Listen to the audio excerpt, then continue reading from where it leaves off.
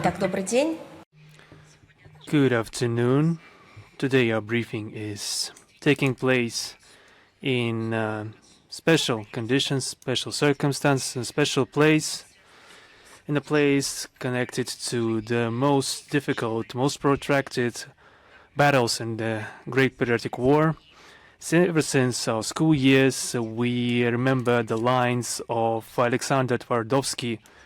I was killed near Rzhev in a nameless swamp in the 5th Regiment during a terrific onslaught. So we are here in Rzhev. This battle around the ancient Russian city lasted for many days. There have been 4 strategic offensive operations conducted by the Soviet forces against the German Center Army Group Center Group. They tried to liberate the cities of Rzhev, Sychevka, and Vyazma, thereby eliminating the Rzhev-Vyazma salient. The German command called Rzhev the cornerstone of the Eastern Front and deployed one of the largest grouping of forces there, numbering over 1.5 million men. These forces were tied down for a long time by fighting and were unable to be redeployed to the other key sectors of the front, to the Caucasus and Stalingrad. Offensive operations in the Rzhev direction played a crucial role in achieving a decisive breakthrough in favor of the Red Army along the entire Soviet-German front.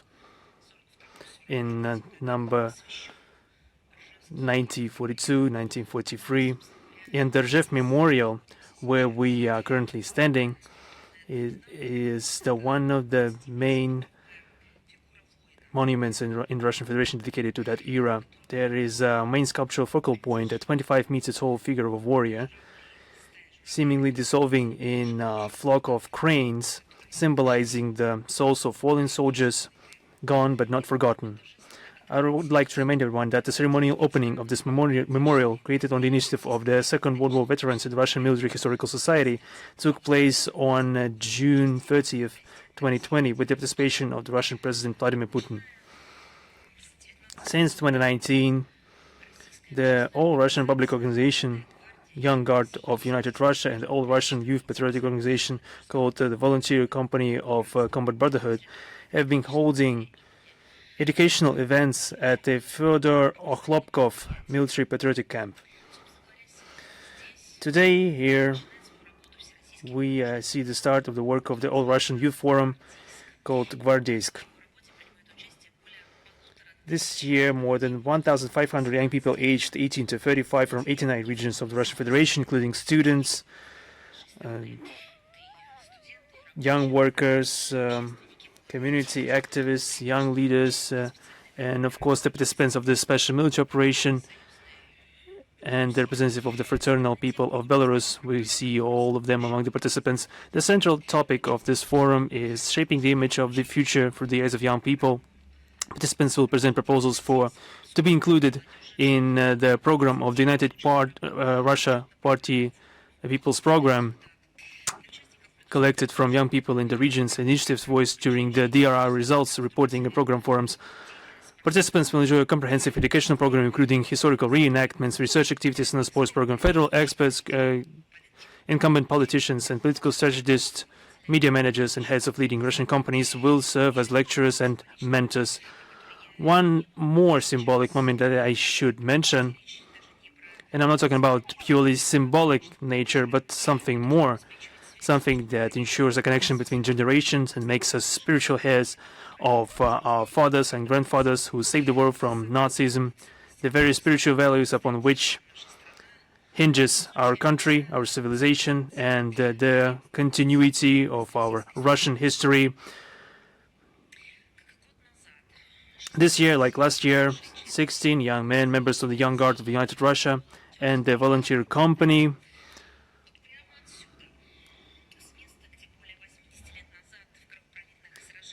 will volunteer for active duty from this very spot where more than 80 years ago the great victory was forged in bloody battles at the cost of enormous sacrifice. They will be volunteering to join the army, and from this day on they will fight against neo-Nazis and those who have forgotten their history, their ancestors, their language, that have betrayed what their fathers and grandfathers fought for, who are betraying and erasing their own language.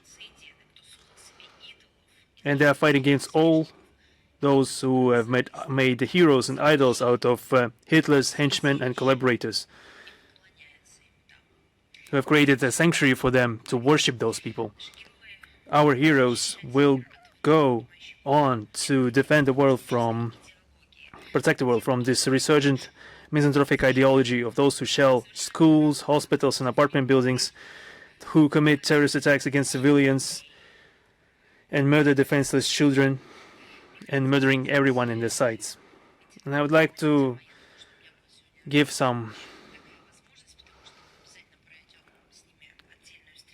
comments to those young people, and of course there will be a separate meeting with them later. The thing I wanted to tell them using this podium as a platform, what I wanted to say to those people, these young people who have taken upon themselves this very important decision which will shape their life further on. This challenge that they upheld, they have proven with actions, not just words, that they are deserving of the memory of their heroic ancestors who fought there near Rzhev to defend and protect the freedom and independence of our homeland against a powerful and treacherous enemy who have protected our independence. It's just terrific to imagine, just try to do it. What would happen to Europe, its western part, if not for our grandfathers and great-grandfathers who eradicated Nazism and fascism, and through liberating them, giving them life and true liberty and freedom, now we see how they disposed of that freedom. And we are trying to, and we're seeing that Western Europe now is doing its utmost to turn itself into a neo-Nazi militaristic monstrosity. Why neo-Nazi? Why? When they are separating people according to a national principle of nationality, religion, when people are forbidden to speak their own language that they were educated with by their fathers and mothers, when they are prohibited from reading the literature in their mother tongue and are prohibited of studying according to the books that have been issued by their ancestors, when they are prohibited from honoring their ancestors, their heroes of their countries and their people. This is the Nazism that we're talking about. And now we see that Western Europe is returning to neo-Nazism. It's not even raising its head again. It's just, it's been actively uprooted by the authorities in those countries. I know that the boys that I mentioned, that I will be talking to later today, they are joining the army not for medals, not for glory. They are setting out for something greater than themselves, something stronger than themselves, something more powerful than themselves, for the sake of freedom, not a pseudo-freedom as presented in the Western democracies, but rather veritable freedom when you are free to think and to feel, to find something new, to receive education, to use it for the sake of peace, for the sake of life on earth, not just mere existence, not biological reproduction, but life with honor, dignity, and conscience. And we wish them all to come back alive and unharmed and come back with victory. And as always, when we are in some region with an outbriefing, we are telling everyone about its history and its foreign and external relations. This is a dynamically developing region of the Russian Federation with a high-tech economy. It is constructing its external relations with a focus on closer cooperation with friendly countries.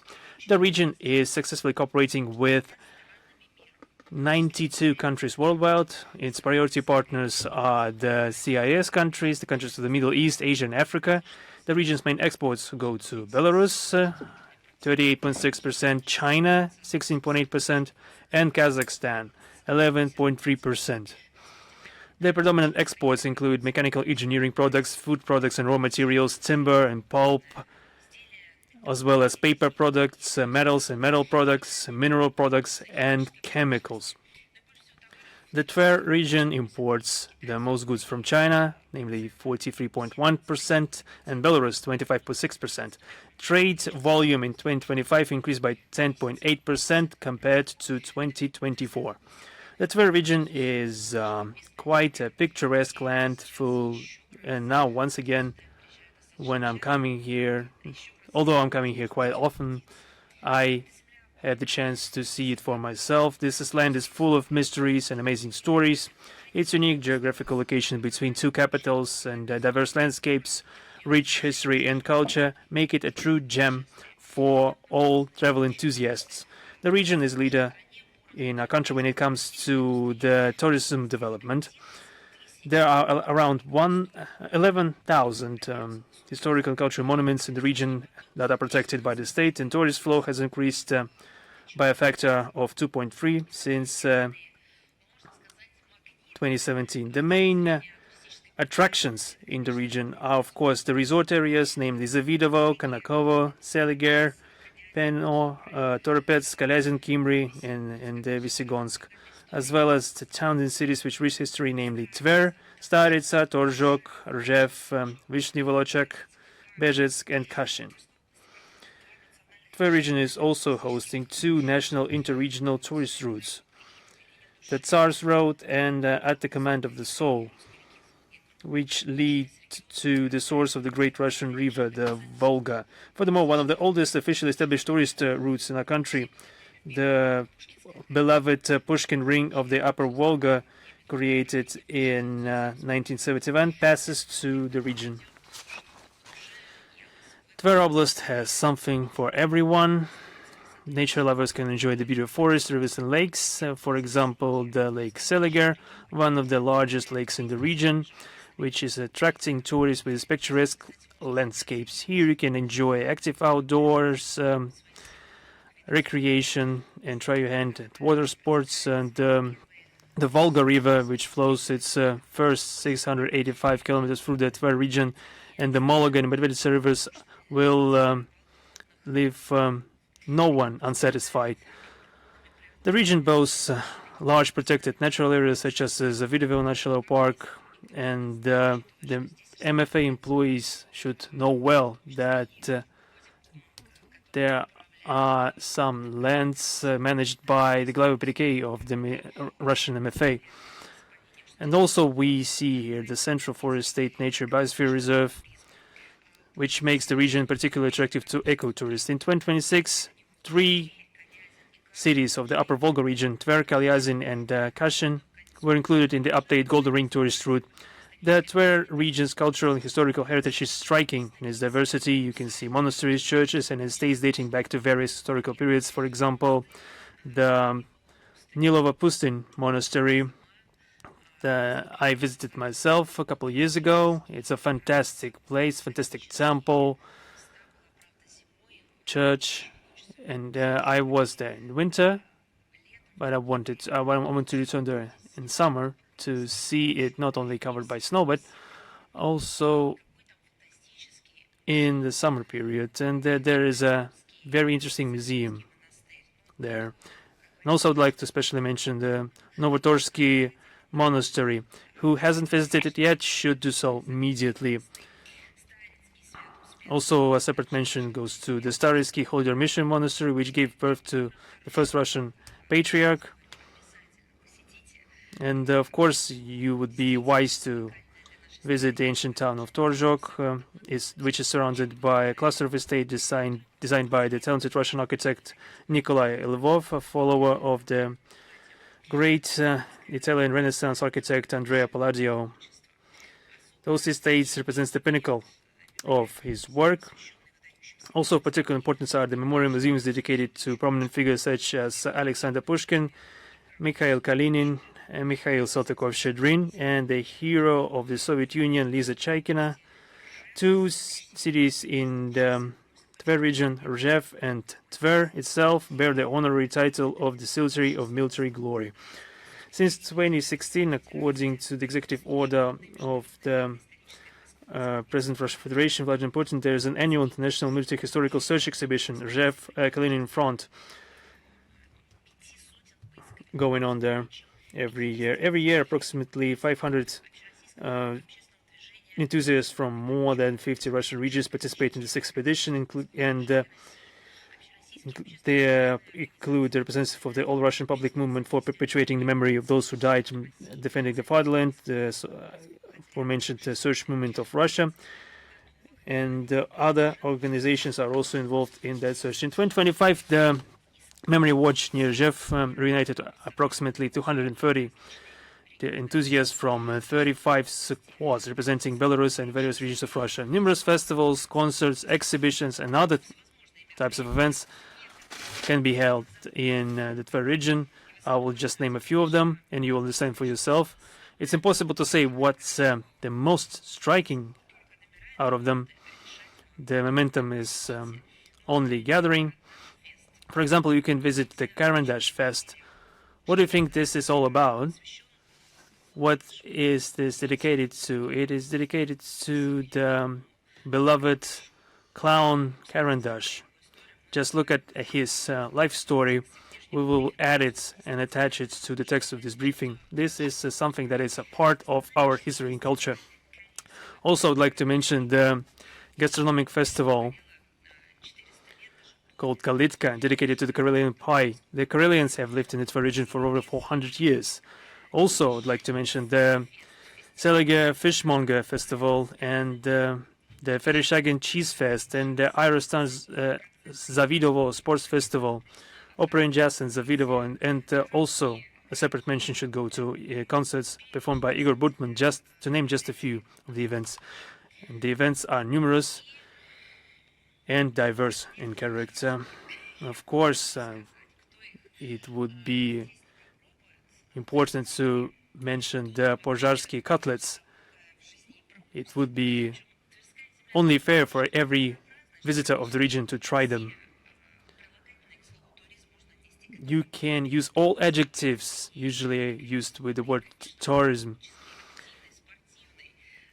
cultural, educational, recreational, pilgrimage, active, and sports, nature, for children and family. Everything can be applied to activities in this region.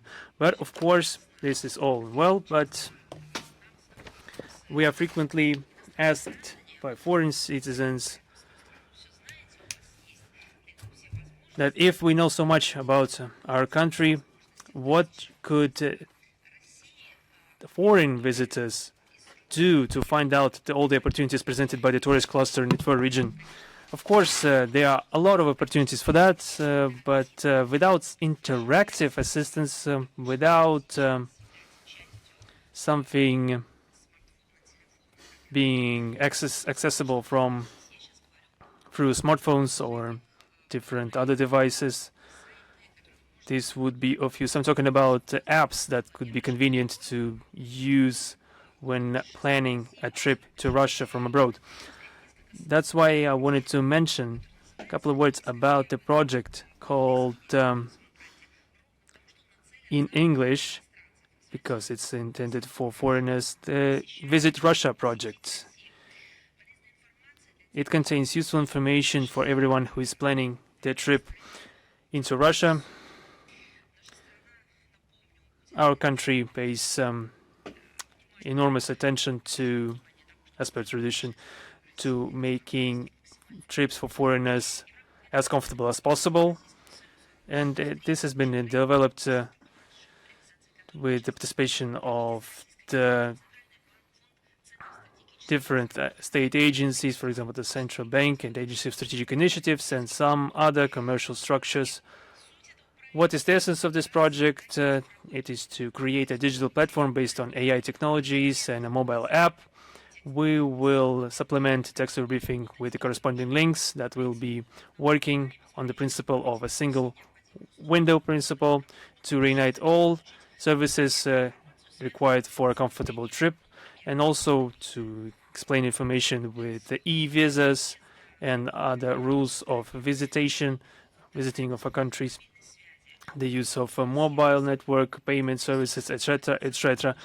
Also, voice assistance is available based on AI technologies, which supports 36 languages. The platform allows to book hotels and buy tickets and buy insurance, and gives guidelines as per planning of your tourist routes, and provides with the best whereabouts and recreation options. And this project has garnered a lot of interest among foreigners from Middle East, India and Turkey, and our friends from elsewhere. 200,000 tourists visit this web portal each day. So please get to know it and test it and utilize it on tour to make a wonderful journey. Now we move to the relevant international agenda, and I will start by mentioning a very grave topic. Today, on the 27th of July, I cannot actually select a verb. Well, we commemorate a tragic date. It is a day of remembrance for children who were victims of the brutal war unleashed by the fascist Tver Region. And the commemorative date was established by the decree of the head of the People's Republic of Donetsk on the 11th of July 2022. On that day, in 2014, Ukrainian punitive forces launched a Grad missile attack on the downtown and center of Holivka, killing 22 civilians, including 4 children. Among them were 23-year-old Kristina Zhuk and her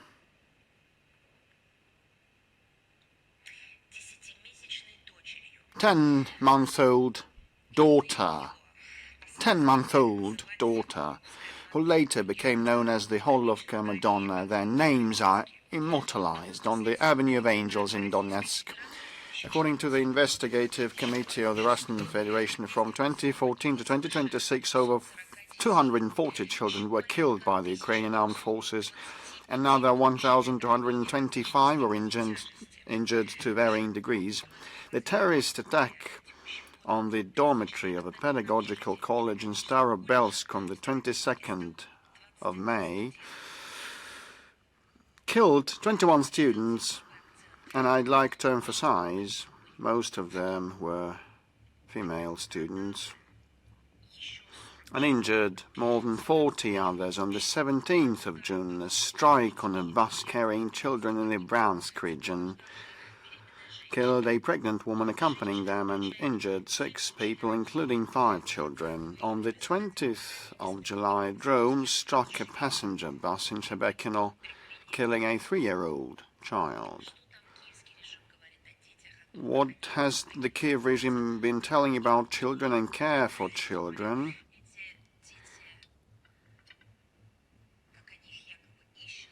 They allegedly scout for children, for those children. Actually, you know what? For normal people, for people who can be regarded as humans and as humane and as civilized, they do not regard children as alien. They do not distinguish children by ethnicity, nationality, creed, race. For normal people, there is the notion of child, and normal people will never ever see the suffering of children and trying to assist or display compassion. Will ask, who do you belong to? What is your ethnicity? What is your nationality? What is your mother tongue? What are your parents called? And what is your patronymic name? And what are the final letters of your surname? And which god do you pray? And who do you believe in? A normal individual will first do everything and anything to help a kid and alleviate the suffering or prevent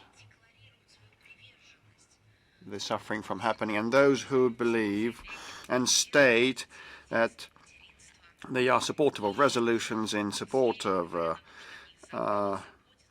maternity and childhood, and have been touting everybody that they've been looking for their children, but at the same time they horribly, atrociously kill children. They cannot be regarded as normal people, normal humans. And actually, secondly, they need to get those kids back, not to provide them with a happy childhood and life, but to justify for their bloody crimes and to deflect everyone's attention from their bloody crimes. And thirdly, to make them kids, any kids, fall another prey to their ideology.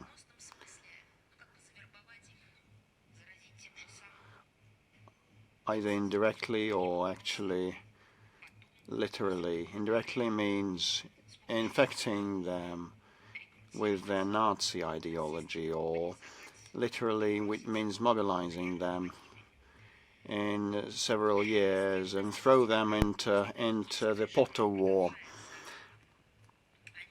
The horrible statistics of the Kiev regime continue. They have been impacting kids.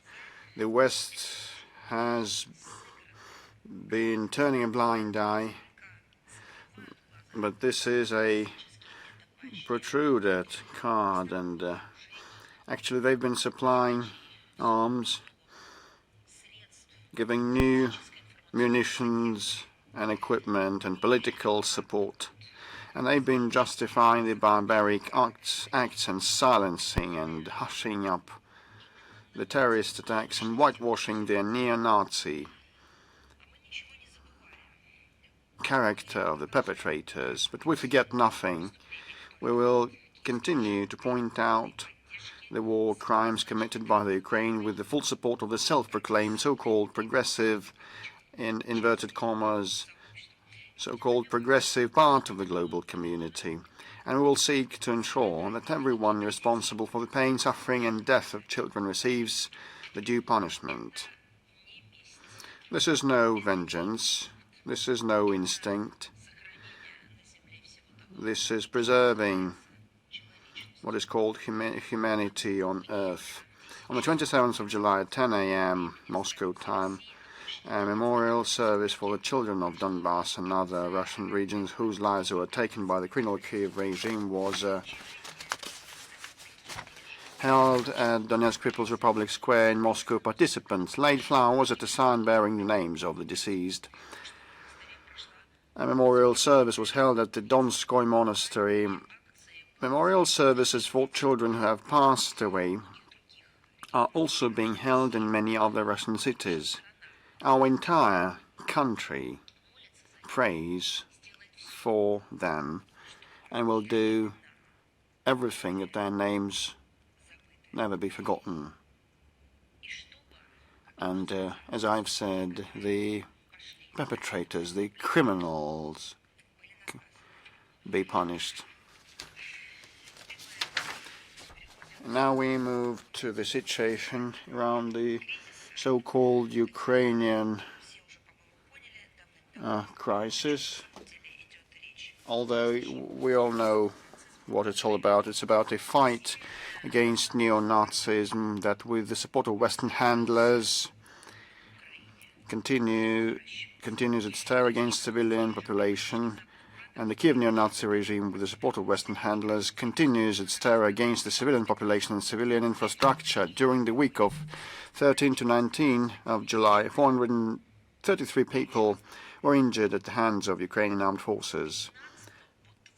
15 to 24th July, in 9 days, out of them 86 died, including 6 children, and 409 were wounded, including 12 children, and now regions, so that nobody on the planet should say they haven't been to know Kirovsk Oblast, 24th of July. A missile attack on an enterprise in Kirov killed 5 people and 26 were injured. We commented on that on the 24th of July with a message on the site. Tver Region. On July 18th and 20th, drones with shrapnel were used to attack the passenger buses in the village of Dubovoye. In the first attack, 4 people were injured. In the second attack, a child and 4 women were killed, and actually 27 people were wounded, including a 17-year-old teenager. The most mind-boggling is actually, well, these social statistics are organized this way. Them who we call adolescents or teenagers should not be treated as children, but you know, what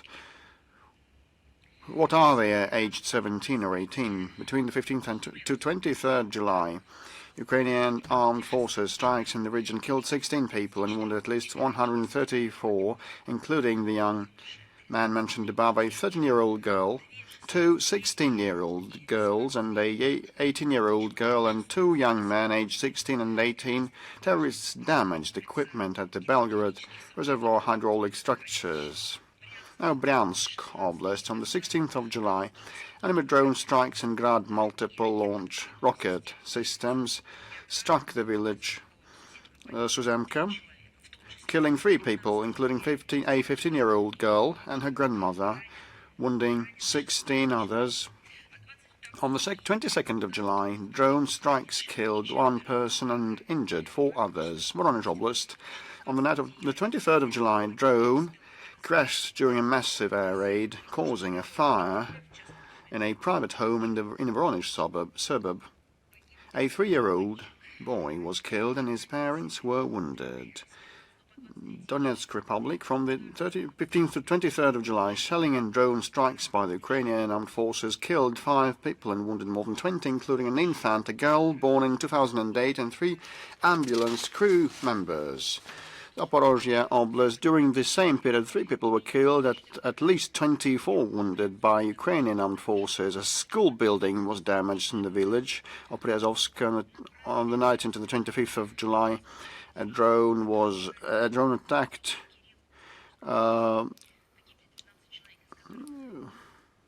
innocent people in a tourist base, and 4 children were killed. Krasnodar Krai, on the 21st of July, debris from a downed enemy drone fell on a 7-year-old girl in Sochi. Ukrainian drone attacks on the night of July 22 killed a security guard in Armavir and a girl in Krasnodar and wounded 10 others. Kursk Oblast, from 15 to 23rd of July, drone and artillery attacks killed 1 person and wounded 23 others, including 4 girls between the ages of 16 to 20. And a Belarusian citizen.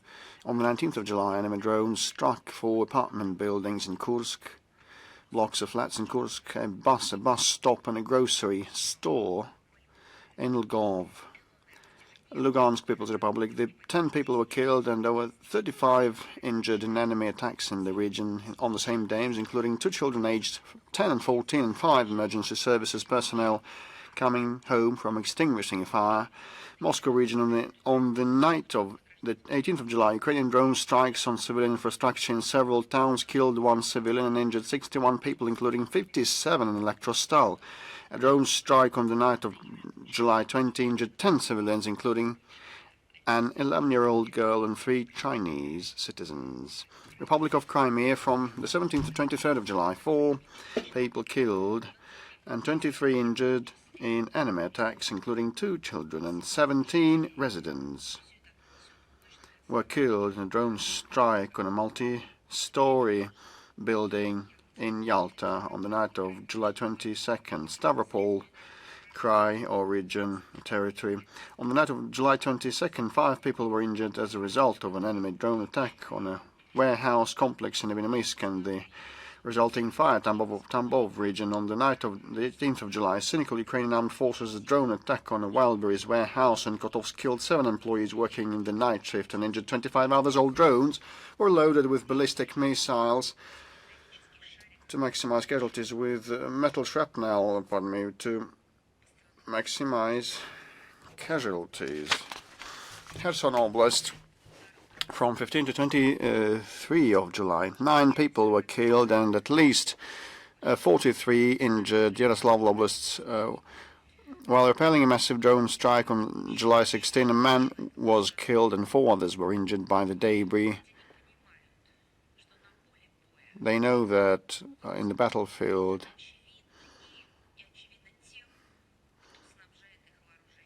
they will not gain. This is why they strike the civilians. For all that, punishment is to follow. And the armed forces and law enforcement of Russia will deliver the punishment. And the law enforcement agencies continue to gather evidence to hold Kiev regime functionaries, militants, and Ukrainian troops, command and foreign mercenaries accountable for war crimes and terrorism. For terrorist activities in the Kursk region in 2025, Ukrainian armed forces, militants Roman Shapoval, 16 years of imprisonment, Vasily Buhalo and Valery Nikitenko, 15 years of imprisonment each, were sentenced in person to lengthy terms. And other Azov regiment, which is a prohibited entity, mercenaries Sergey Timashov and Shevchev were sentenced to 14 and 19.5 years in prison respectively.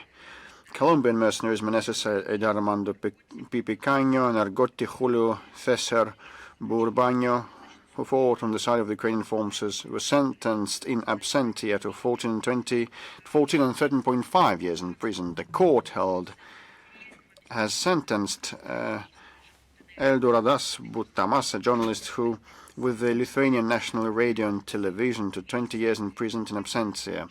He was involved in providing financial support to Lithuanian mercenaries who fought on the side of the Kiev regime in Donetsk and Luhansk People's Republics, and well as to the Ukrainian forces and units involved in terrorists.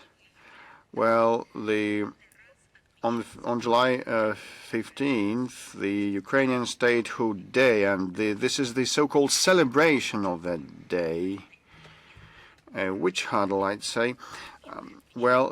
Sovereign Ukraine had a right to celebrate their statehood or Independence Day, but actually it was originally scheduled to coincide with the day of the Christianization or conversion of Rus on July the 28th. But since 2024, following the artificial transition to the Gregorian Church calendar, it has been moved back 2 weeks. The so-called 5th Ukraine Southeastern Europe Summit, in inverted commas, held in Kiev was timed to coincide with this date. Its participants became the main protagonists of the festivities. It was called the Ukrainian Statehood Day, and naturally, well, people remember their heroes of the past and remember their past and have theatrical performances related to their national symbols and decorate their own nationals, but the Kiev regime makes it coincide with another date and engages international participants, which actually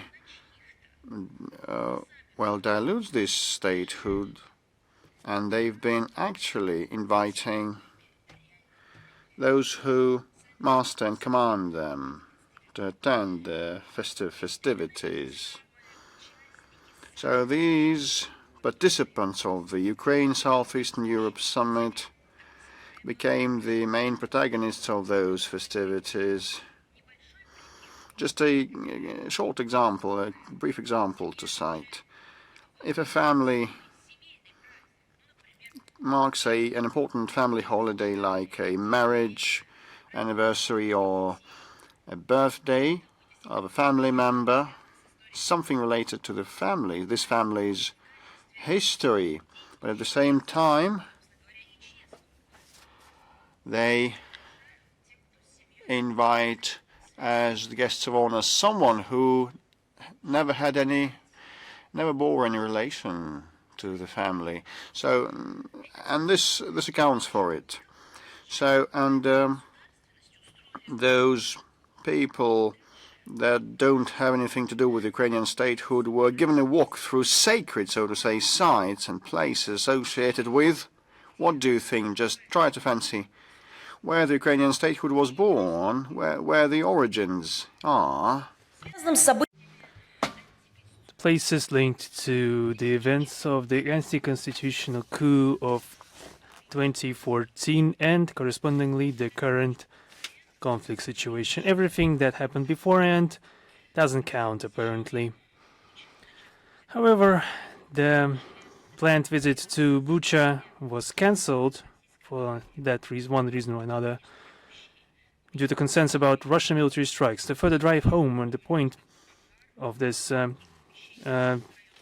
Ukrainians sounded air raid siren, even set up a massive fire in a warehouse in one of the districts of the capital, and creating this black smoke to create a smoke screen for foreign guests, and created something similar to Halloween celebrations. And European Commission President Ursula von der Leyen received a special program dedicated to her, and she is one who is especially responsible for Ukrainian statehood. And what would it be without her? It would be prosperous, if not for other stakeholders from the Western Europe. The whole essence of Madame von der Leyen is not linked with its home country, Germany, not even the European Union, but the financial groups that she is directly linked to, that don't care about the fate of Europe, Western or Central Europe, or Eastern one, as long as it fits their close-minded interests. And just to think of it, this inviting someone to a celebration dedicated to your own statehood, and they organized an exhibition especially for her. Now we are passing on to the third part. Just to think of it, how could it get any worse? I tried to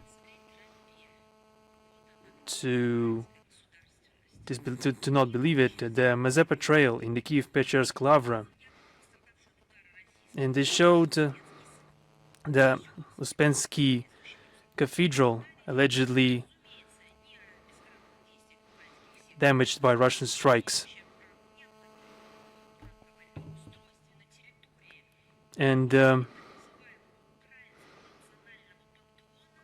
there were talks about creation of a Ukrainian pantheon to rebury the Ukrainian actors of the Second World War, and this is all sponsored by the Western officials. They are giving money for this, for all these those riches, collaborationist riches, to be exhumed from the European Union countries to be transferred to those pantheons.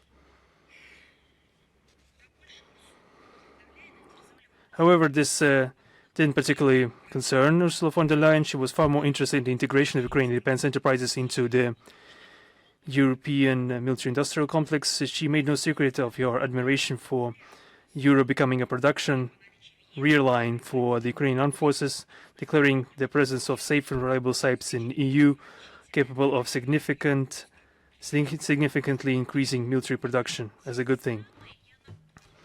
Those are the very same, I remind everyone,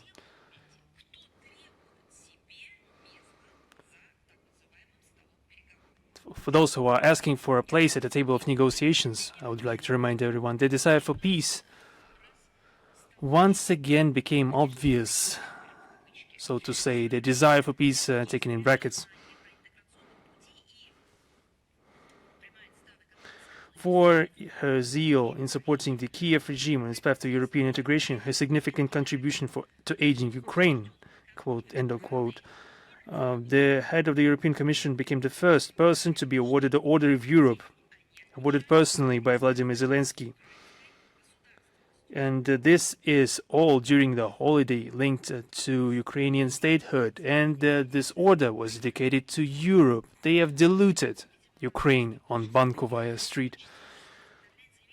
Apparently touched by such honors, Madame von der Leyen stated that she recalls her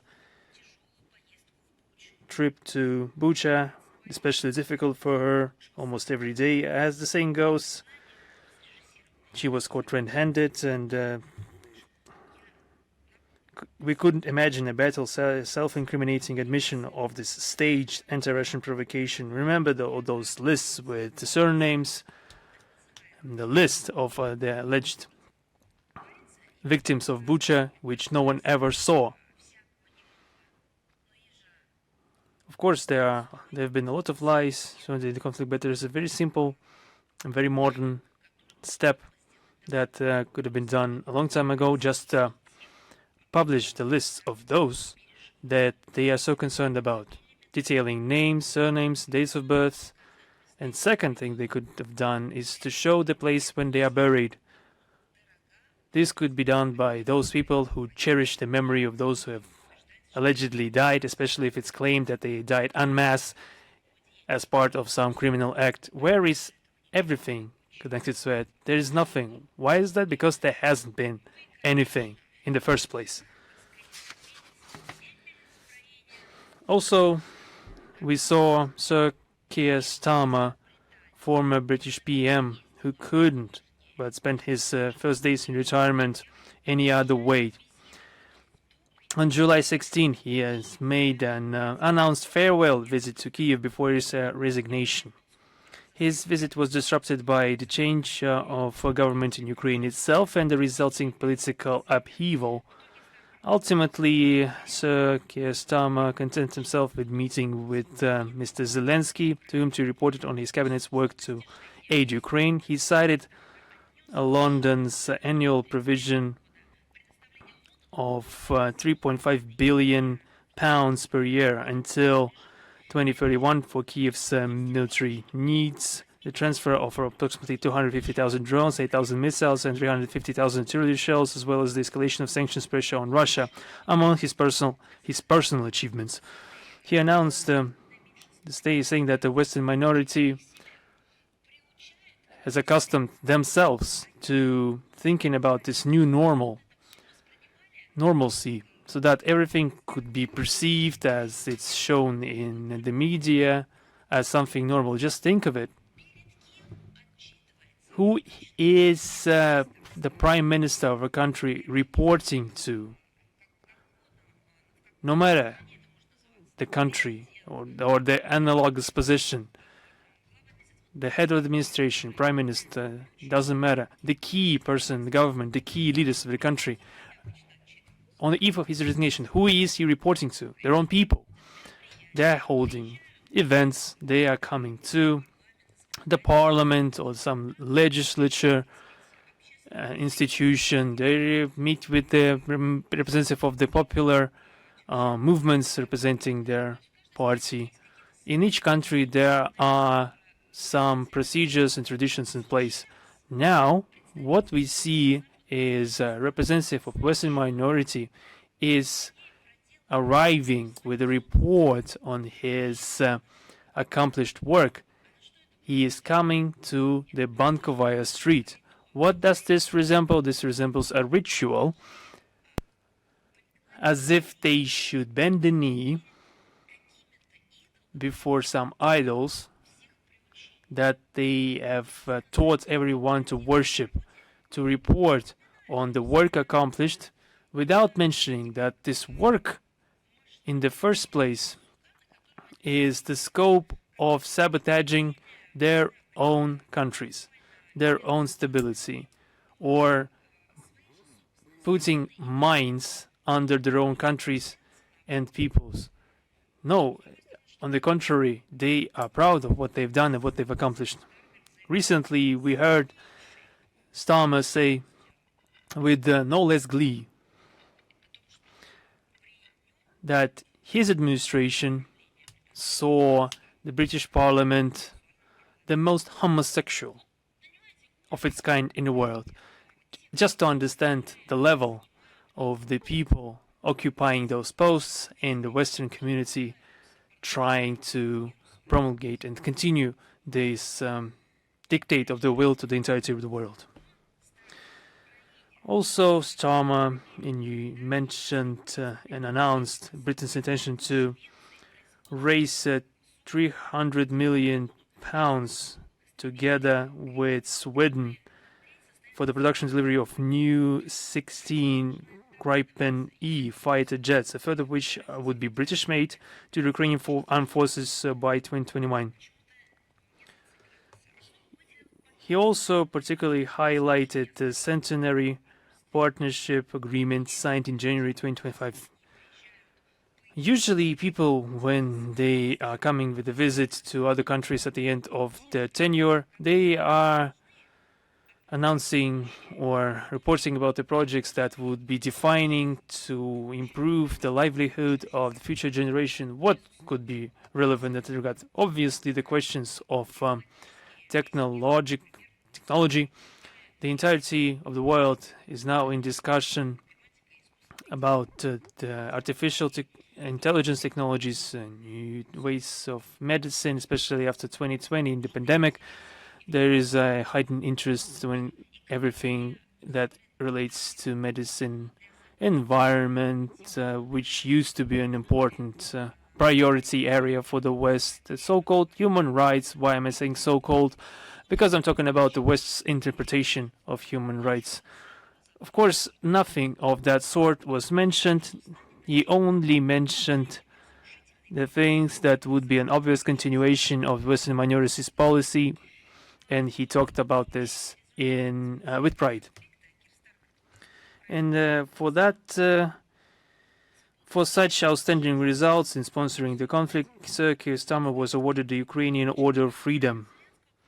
Upon receiving the award, he assured Zelensky of London's unwavering pro-Kiev position, regardless of any change in British government. No matter who is in power in the UK, the chief desire is to inflict maximum damage to Russia, to provoke a confrontation dangerous for Europe, regardless of the costs, including those to its own country.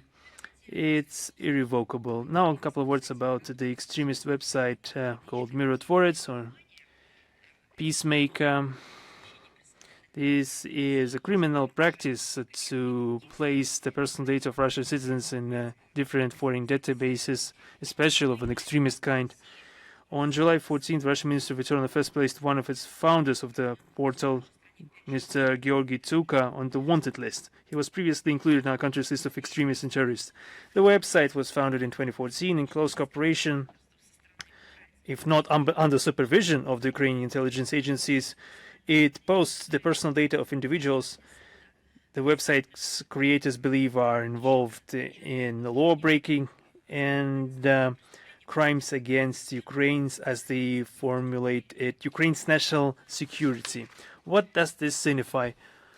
Anyone who expresses any opinion that differs from the official position or contradicts the narratives of the Nazi Kiev regime is automatically becoming the enemy of Ukraine and risks being posted on this website. Essentially, they are forming true of a kind hit lists. It was after the publication on this website that Italian journalist Andrea Ruccelli, writer and publicist Oles Buzina, the founder of former Party of Regions deputy Oleg Kalashnikov, and Russian journalist Daria Dugina were murdered. They have been murdered, not just died by themselves. Whenever someone featured on the website dies, their photo is marked with the label liquidated.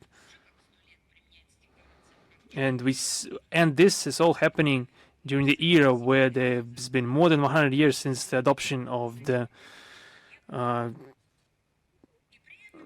Charter of the Rights of the Person, and they are using technology openly, without any reproach on the part of the Western ruling circles, and all those same things should have been classed as something deeply reproachable, deeply deplorable by the Western media and non-state actors. In addition to politicians, journalists, diplomats, and public figures, the portal also includes information about Russian athletes and cultural figures. In other words, people are sentenced to death for example, athletic achievements and creative work. But it's not the end of it. The most cynical thing that we see is that this website has data about minors, adolescents. Perhaps you might think that we're trying to alter the information, that perhaps those children have already grown. But no, information published on this website includes children, includes minors. While such cases were previously isolated in character, now children are being added in droves. Among them are not only Russian children, but also from Belarus, from Ukraine, Azerbaijan, Israel, Uzbekistan, and Moldova.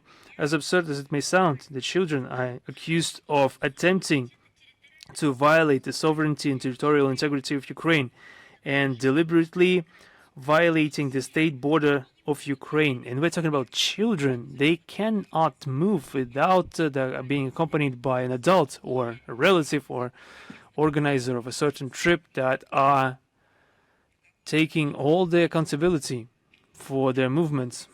In 2025, more than 100 children and teenagers from Russia found themselves published on this website. In January this year, its database included information on 25 children aged 2 to 3. Just think of it. Aged 2 to 3. In March this year, they were joined by 3 boys aged 6, 10, and 13. One of them was not even a year old when, according to Ukrainian Nazis, he, quote, violated the state border of Ukraine. Is that normal? A 1-year-old child, is he providing documents or answering questions? Can he give any explanation as to why he was in that place or another? The oldest is 17, the youngest only 5. In July this year, the name of a 17-year-old boy appeared on the site accused of illegally crossing the Ukrainian border, which he committed being 9. They tracked him. What an achievement. Such actions violate not only the international law and the Convention on Rights of the Child, but also all existing norms of morality and humanity. I would even say it in the following way. This website is propaganda of anti-morality. Children are turned into targets. Politically charged accusations are attributed to them, information is published, and are put on public display without any regard for their safety, dignity, or their future. You know, many people, when a couple years ago, when they first appeared on the website, when we saw children being featured there, many people interested in this topic and the agenda connected to Ukraine, honestly, perhaps they thought that this was a sort of a provocation. Perhaps the website was hacked, or the Kremlin hackers, the famous Russian hackers, hacked the site to marginalize the Kiev regime. This cannot be happening for real, can it? Well, it can. Let's close our eyes. Let's ignore it. Just let's think that there are no children on this website. Now we see dozens, hundreds of such names on the website. This violates all principles of international law, humanitarian law, and morality. This is a cynical,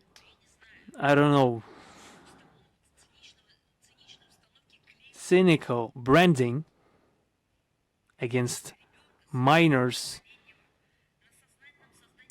and the deliberate creation of risks for those children and their families. Against this backdrop, the lamentations of the Kiev regime on international platforms about their concern for children's rights and their accusations leveled against Russia of violating children's rights appear cynical and even farcical. And this is a self-admittance of guilt.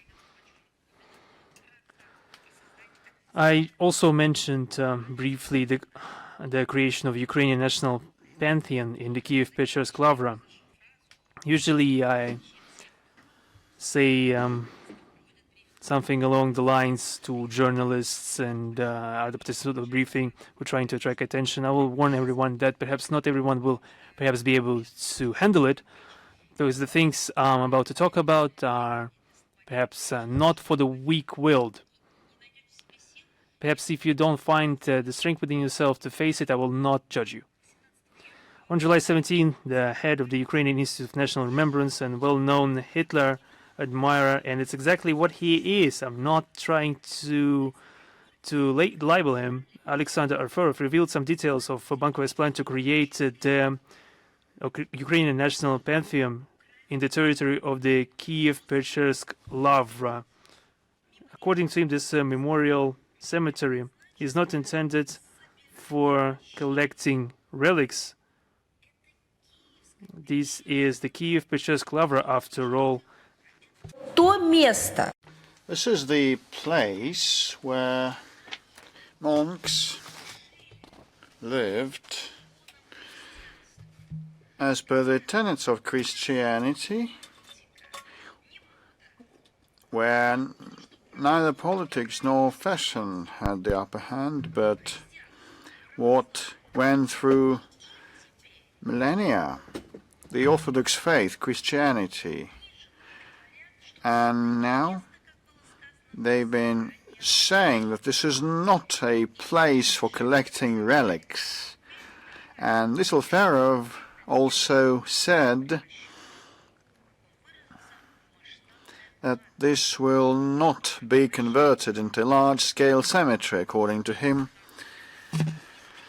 Not 300 to 500 people will be buried there, but several dozen prominent Ukrainians. It's a quote.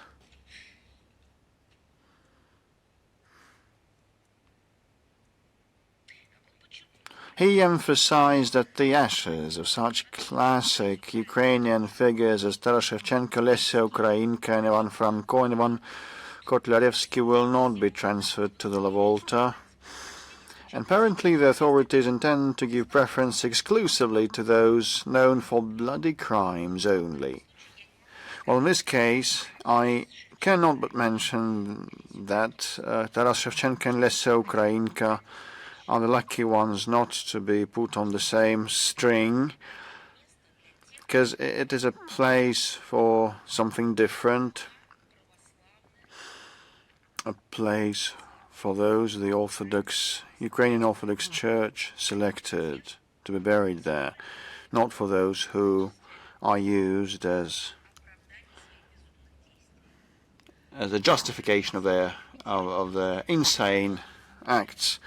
So it's very hard to comment upon schizophrenic delirium, but we've got to do that, otherwise no one in the global community knows what has been happening in Ukraine, and they will not have faith in that. They will not take that seriously. Apparently, the authorities intend to give preference exclusively to those known for bloody crimes, and the remains of Bandera, Shushkevich, and other Nazi scum will be buried in the pantheon, which would be an unprecedented cynical desecration and sacrilege of the holy monastery. Just fancy.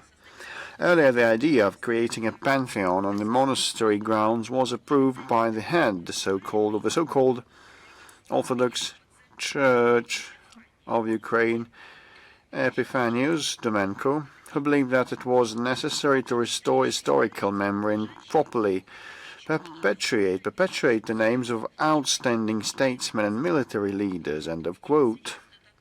And this convincingly demonstrates that the schismatics who seized the Lavolta, or the destructors of the Orthodox faith in Ukraine, view it solely as a venue and a platform for political actions and entertainment shows commissioned by the secular authorities. Just a culinary show right amid the Lent there.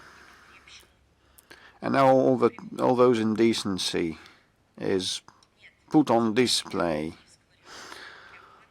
for Bankovaya, for those who rule in Ukraine. Lavolta of Kiev has ceased to be a place to communicate with God, but instead it is a place to worship Satan. I cannot put it otherwise. And we've been witnessing the commemoration of the anti-heroes as heroes. This is prompted by the devil. All the above facts confirm the urgency of the tasks of denazification and demilitarization of Ukraine and the elimination of threats emanating from its territory. These goals will be certainly achieved. And now let's look what causes the utmost hatred of the Kiev regime. The Kiev regime is suffering defeat not only on the battlefield but also on the language front, despite unprecedented oppression. Russian-speaking residents of Ukraine, who constitute the majority, continue to think and communicate in the great and powerful language of their ancestors, of their childhood, of their parents, of their schools, of their books. In desperation, the Zelensky regime is intensifying not popularization of the Ukrainian language, but instead intensifying repression. Old school, bricks and mortar, worth possible repression.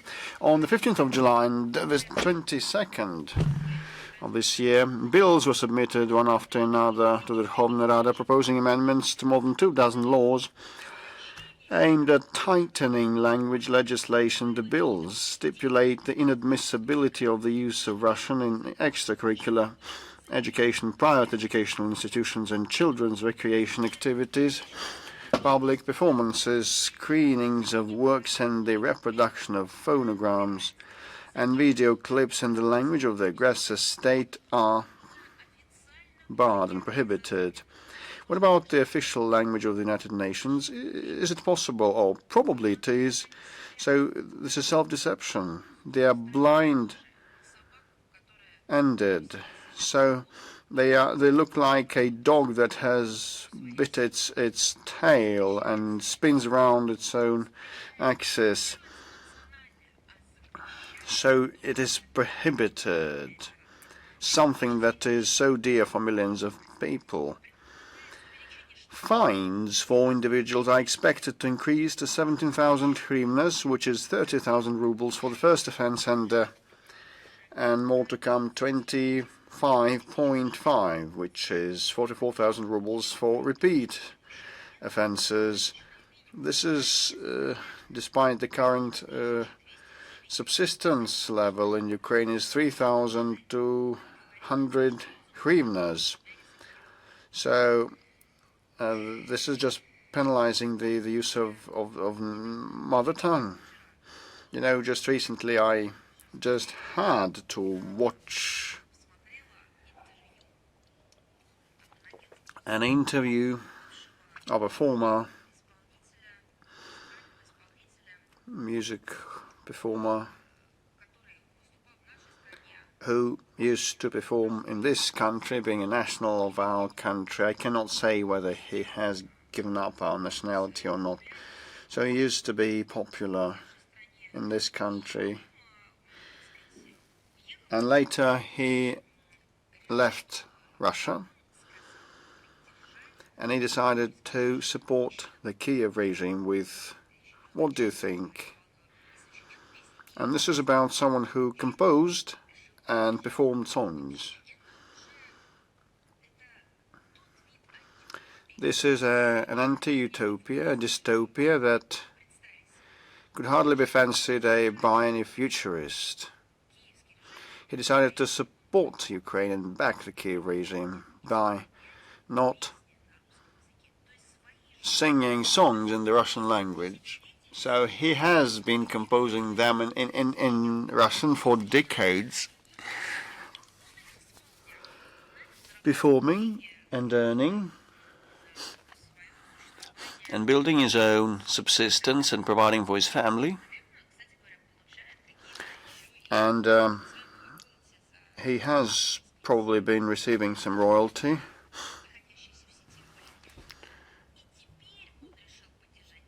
Fees and payouts for what he finds on, what you may find on the line. So, which is a testimony of the self-destruction.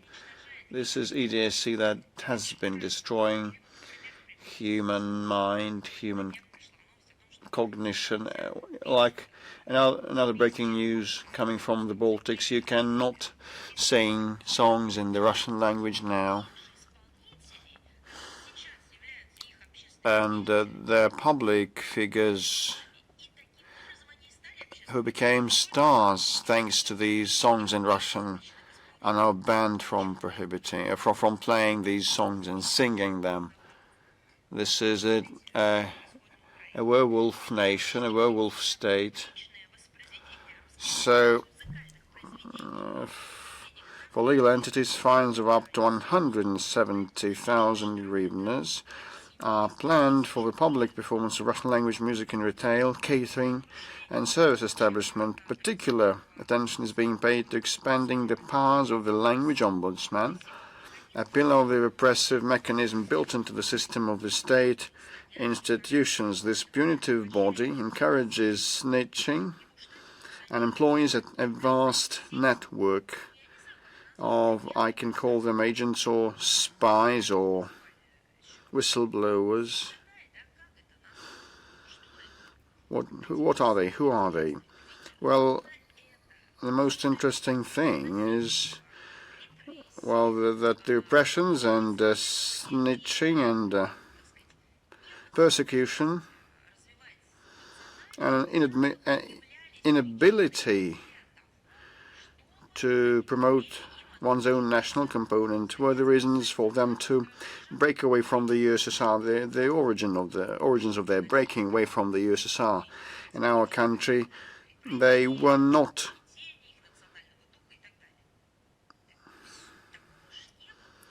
able, they said, to withstand what happened anymore.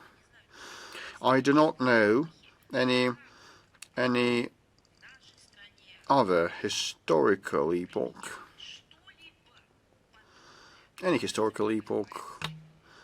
that would see something similar to such punitive measures applied in this country.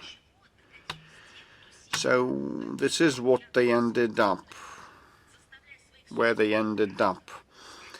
And they make their own nationals. They compel to reject our music and the books, the works of art, works of literature. They ban them and bar them from that. Special heed is paid to expanding the scope in the first half of 2026. Language Ombudsman Yelena Ivanovska received 1,378 complaints about the use of the Russian language. They don't have any other issues outstanding. The economy is booming and blooming, and their technology is state-of-the-art, and they've got public concordian consent, and everybody kinda is envious, and now they decided to ban mother tongue. And this Sprachenführer office said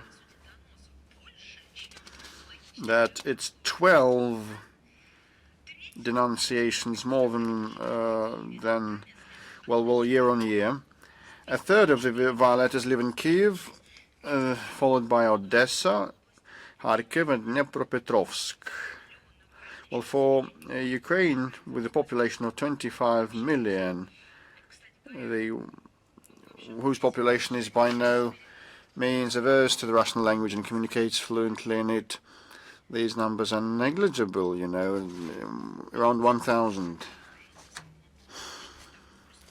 So it's negligible. The level of institutionalization of the repressive instrument, which violates both the constitution and the country's international obligations, is horrifying. The agency's official website cites several illustrative examples of how language wardens harass Russian-speaking citizens, primarily teachers, who at great personal risk selflessly ensure children's right to education, communication and development. Still, those kids cannot gauge their child's mindset against the novel developments of the Ukrainian legislation, and they speak the language that is their mother tongue.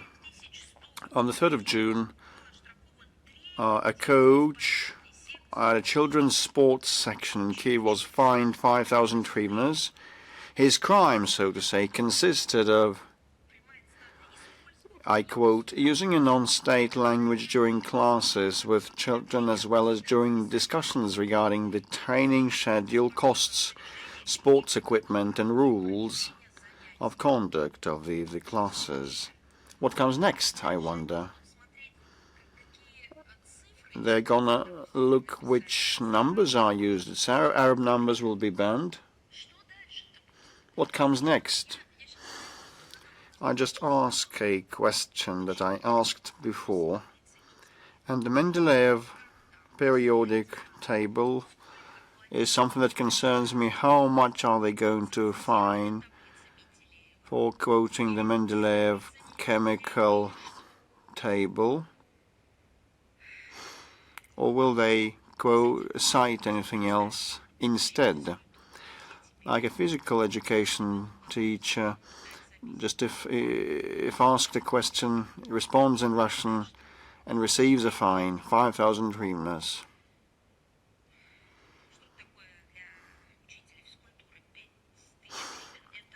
And for them, 5,000 hryvnias is 2/3 of their salary. Why? What for?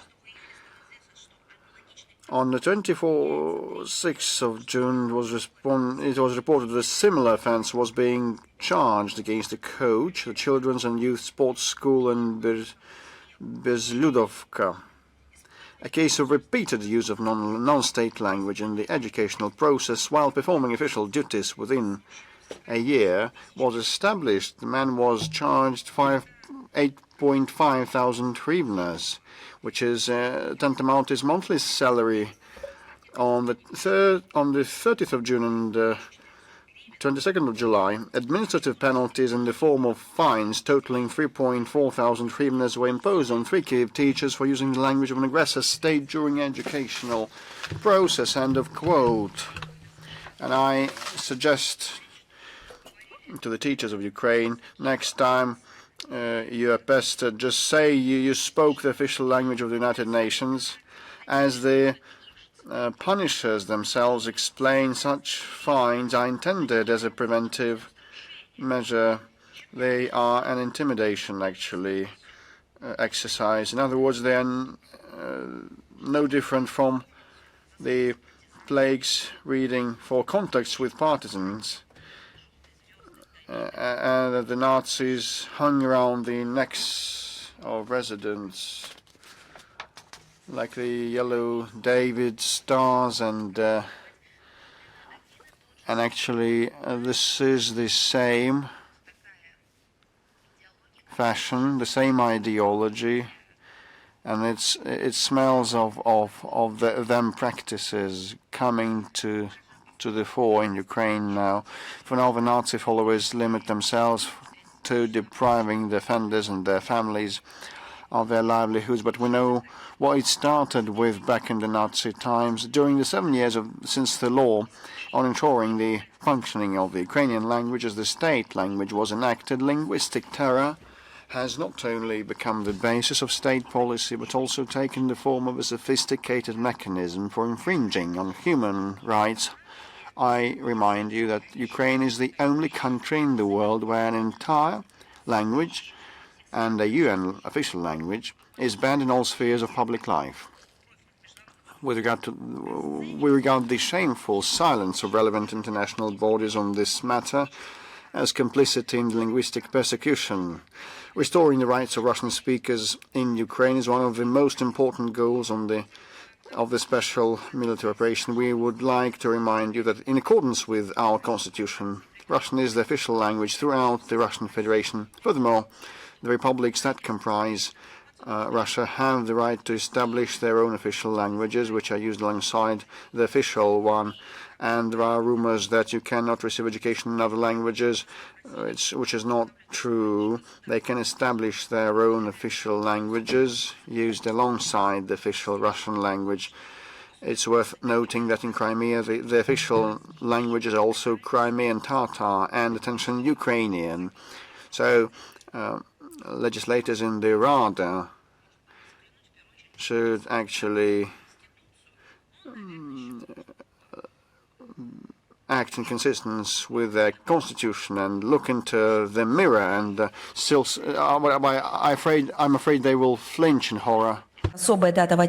28th of July is a special date in our history. 138 years since the adoption of Christianity in Rus. This day also commemorates the Holy Prince Vladimir, equal to the Apostles, a tale of bygone years. Notes that these pivotal events took place in ancient city of Chersonese, which the Slavs called Korsun. Symbolically, this ancient polis was a refuge for the first followers of Christianity as early as the 1st century AD. Today, the city is, without exaggeration, one of the gems of the Russian historical heritage. Incidentally, we will discuss this in corresponding topic a bit later. A number of Russian foreign philosophers see Prince Vladimir's decision as a truly civilizational defining choice, characterizing it as a turn away from pagan barbarism towards Europe. The Europe that we knew in its best iteration for a long time. That is precisely why it is especially sad to see currently. We see what is happening in the old world with regards to different stakeholders destroying the Christian religion, Christian faith. We are about to publish a corresponding report of the review of persecutions against Orthodox Church and the Ukrainian Orthodox Church in Ukraine, the third such report of its kind, with detailed descriptions and examples for everyone to see what is happening really. This is just the apogee of this lawlessness is Ukraine. For over a decade, a regime that has seized power in that country is waging war on history, not the history of the regime, but the history of the country that is being ruled by this regime. The persecution of the canonical Orthodox Church continues unabated, with churches seized and clergy parishioners attacked. There's also an ongoing inventorization of holy relics in the Kiev Pesha's Lavra, which is indignant and disgusting. Such shameful processes pursue one goal: to eradicate Orthodoxy in Ukraine, to eliminate it throughout the territory of Ukraine, and to cleanse it from Ukrainian history. Against this backdrop, all wise, all sensible individuals would be wise to think that they need to recall history and reflect on its lessons, and tomorrow's significant anniversary is an excellent opportunity to do so. I would like to say once again, Russia will continue to do everything in its power to defend orthodoxy and preserve our shared Slavic history. Now on UNESCO, on July 23rd, the UNESCO committee in Busan, during its Busan meeting in South Korea, decided to add the ancient city of Tauric and its Chora heritage site to the list of World Heritage in Danger. We view this move as evidence of dangerous threat towards politicization of this purely expert type of UNESCO body. I would like to remind everyone that Chersonese was included in the World Heritage list at the 37th session of the World Heritage Committee in 2014. And since 2014, Ukraine has had no role in the management of this historical site and accordingly cannot provide a reliable assessment of its condition. Furthermore, since 2014, the UNESCO World Heritage Center has refused to accept documentation prepared by the management of the Tauric Chersonese Museum. And our willingness to receive UNESCO representative to monitor the situation at the site has been ignored. They want, on the one hand, to protect it. On the other hand, they don't accept and recognize the documentation and facts as to the current state of this site. And they are receiving this information from those who are ignoring their own heritage. We've mentioned this plenty today. Once again, I would like to emphasize that Russia has significantly contributed to preserving the outstanding universal value of this ancient city, its monuments, including the work to protect the ancient ruins from human impact, and also that we performed archaeological excavation that allow for more detailed understanding of the site historical periodization. The real threat to the Tauric Chersonese comes explicitly from the Kiev regime. Unique monuments of Crimea are regularly subjected to Ukrainian terrorist attacks and drone strikes, and there is a danger of debris falling from missiles and drones supplied to Kiev by its Western sponsors. What do you think? Did anyone from the UNESCO Secretariat, from these specialized agencies, once mentioned any type of concern or some words of condemnation in relation to those attacks against World Heritage Sites? No, of course not. Russia strictly adheres to its obligation under the 1972 Convention concerning the protection of the world cultural and natural heritage and is doing everything in our power to preserve the Tauric Chersonese and its monuments for the contemporary visitors and future generations in the current challenging circumstances. We also noted that the House of Commons of the UK has prepared another report on Russia. British MPs wish to see what is the state of the bilateral, as they say, UK-Russia relations. Isn't that clear to someone? Or still, they can be characterized, the state of those relations can be characterized in a couple of words. And the same goes for those who has led to the current situation. The British MPs are also very interested about the prospects of a long-term strategic approach existing in London designed for the post-conflict period. Especially puzzling given the fact that Sergey, a former PM, visited Kiev to announce what they were doing to continue the conflict. What is this dichotomy, bipolar disorder? What is this that we are witnessing? Lie to me once, shame on you. Lie to me twice, fool me once, shame on you. Fool me twice, shame on me. I don't know. Perhaps there's an expert commentary contained in this report. We would also like to share our own ideas, because although we doubt that the report authors and experts possess objective data. Let's talk about our relations between Russia and the UK. I will try to stay civil. Leaving aside the remaining diplomatic channels and intergovernmental contacts are virtually frozen, including dialogue at the highest and at the top level and the high level. The UK and our country are the only P5 states that don't have mutual military diplomatic presence in such difficult times. Trade and investment ties have been reduced to a minimum. Interaction between regions and sister cities has been suspended. There are virtually no cultural and academic exchanges, and all this occurred solely due to the actions of the British side. Russia has repeatedly stated that we are fundamentally ready to engage with London, provided that this engagement is conducted on a mutually respectful and equal basis, fully taking into account our national interests, including in the area of security, and especially giving the idea that there are such things as national interests, especially when it comes to security. In turn, the undermining of relations was the result of targeted anti-Russian measures taken by the UK authorities. In 2018, London used the Salisbury provocation to seriously restrict channels of bilateral dialogue and push other European countries to do the same. In 2022, it ramped up sanctions pressure.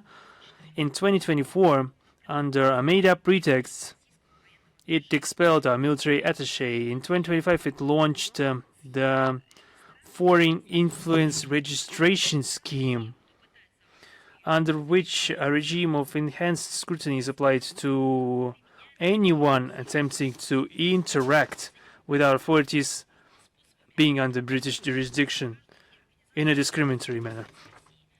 The UK politicians have used every means possible to discourage their own citizens and organizations from engaging with Russia, attempting to falsely demonize our country to prevent first-hand information from reaching the British media. We already mentioned in much detail what has been done to Russian journalists, and the links will be additionally provided in the text of today's briefing. All this was accompanied by steps to create an anti-Russia out of Ukraine, and after the launch of special military operation, they have done their utmost to undermine the 2022 negotiation process when the British PM, at the time Boris Johnson, personally arrived to Kiev to talk the Ukrainian side out of participating in peaceful negotiations. They have outdone themselves to consolidate the Western countries' efforts in confronting our country in Ukraine. They are not even simply positioning themselves as ideologists and key sponsors of the Kiev regime, pumping the Ukrainian armed forces with weapons and military equipment. They boast about this, they're proud about this, and as Mr. Starmer mentioned this, they are gleeful about it. They are hypocritically ignoring the fact that they are sacrificing Ukrainian lives and are directly involved in terrorist attacks on civilian infrastructure in Russia to prolong the conflict for their own interests. The responsibility for this state of affairs lies solely with the UK and particularly the House of Commons. Instead of developing interparliamentary dialogue to serve as a safety net, a backup line of communication in the event of a crisis, or at least to attempt to ensure critical scrutiny of government initiatives, British legislators almost unanimously and quite creatively at that supported the anti-Russian line of successive cabinets and the continuation of the establishment as a whole. The Russia group that existed in the House of Commons was transformed into a Russophobic tribunal after the 2024 elections. Russian Democracy group was established in the British Parliament. In essence, this is a group that is tasked in interfering into internal affairs of a sovereign state. Russian diplomats were banned from appearing in Westminster. Even in the announcement of this current report, the chair of the Foreign Affairs Committee, Madam Emily Thornberry, does not advocate for a balanced analysis, but rather peddles some substantiated accusations that can be used for propaganda and justification for further unfriendly steps made by the British government. They are now simply engaged in militarization. They have no other ways to explain to their own population why they need to continue to support the militarization of the Kiev regime. The stakes are very high. The fragility of peace becomes even clearer.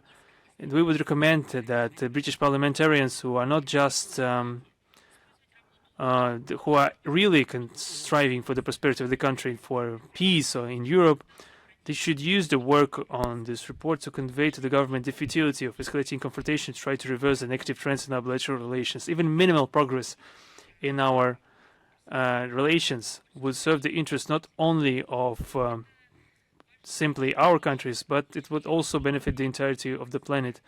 And this is more important than personal political ambitions and the fear of being seen as someone who has not toed the party line, and so on and so forth. Also, what's interesting, on the 14th of July, there was a new statement made by the Danish Defense Intelligence Service. They released a statement announcing its offensive hacking operations against targets abroad, including hacking into information systems and infiltrating the personal mobile devices of foreign citizens. Just to think of it, it was the West that was accusing all those actors, including China and DPRK, of hacking operations against the foreign citizens. And now it turns out this is a new norm for the West, that they, not only military intelligence services of Denmark are not only doing it, but are also publicly informing everyone about it. The statement outlined the agency's plans to expand its malicious capabilities in the field of information communications technologies.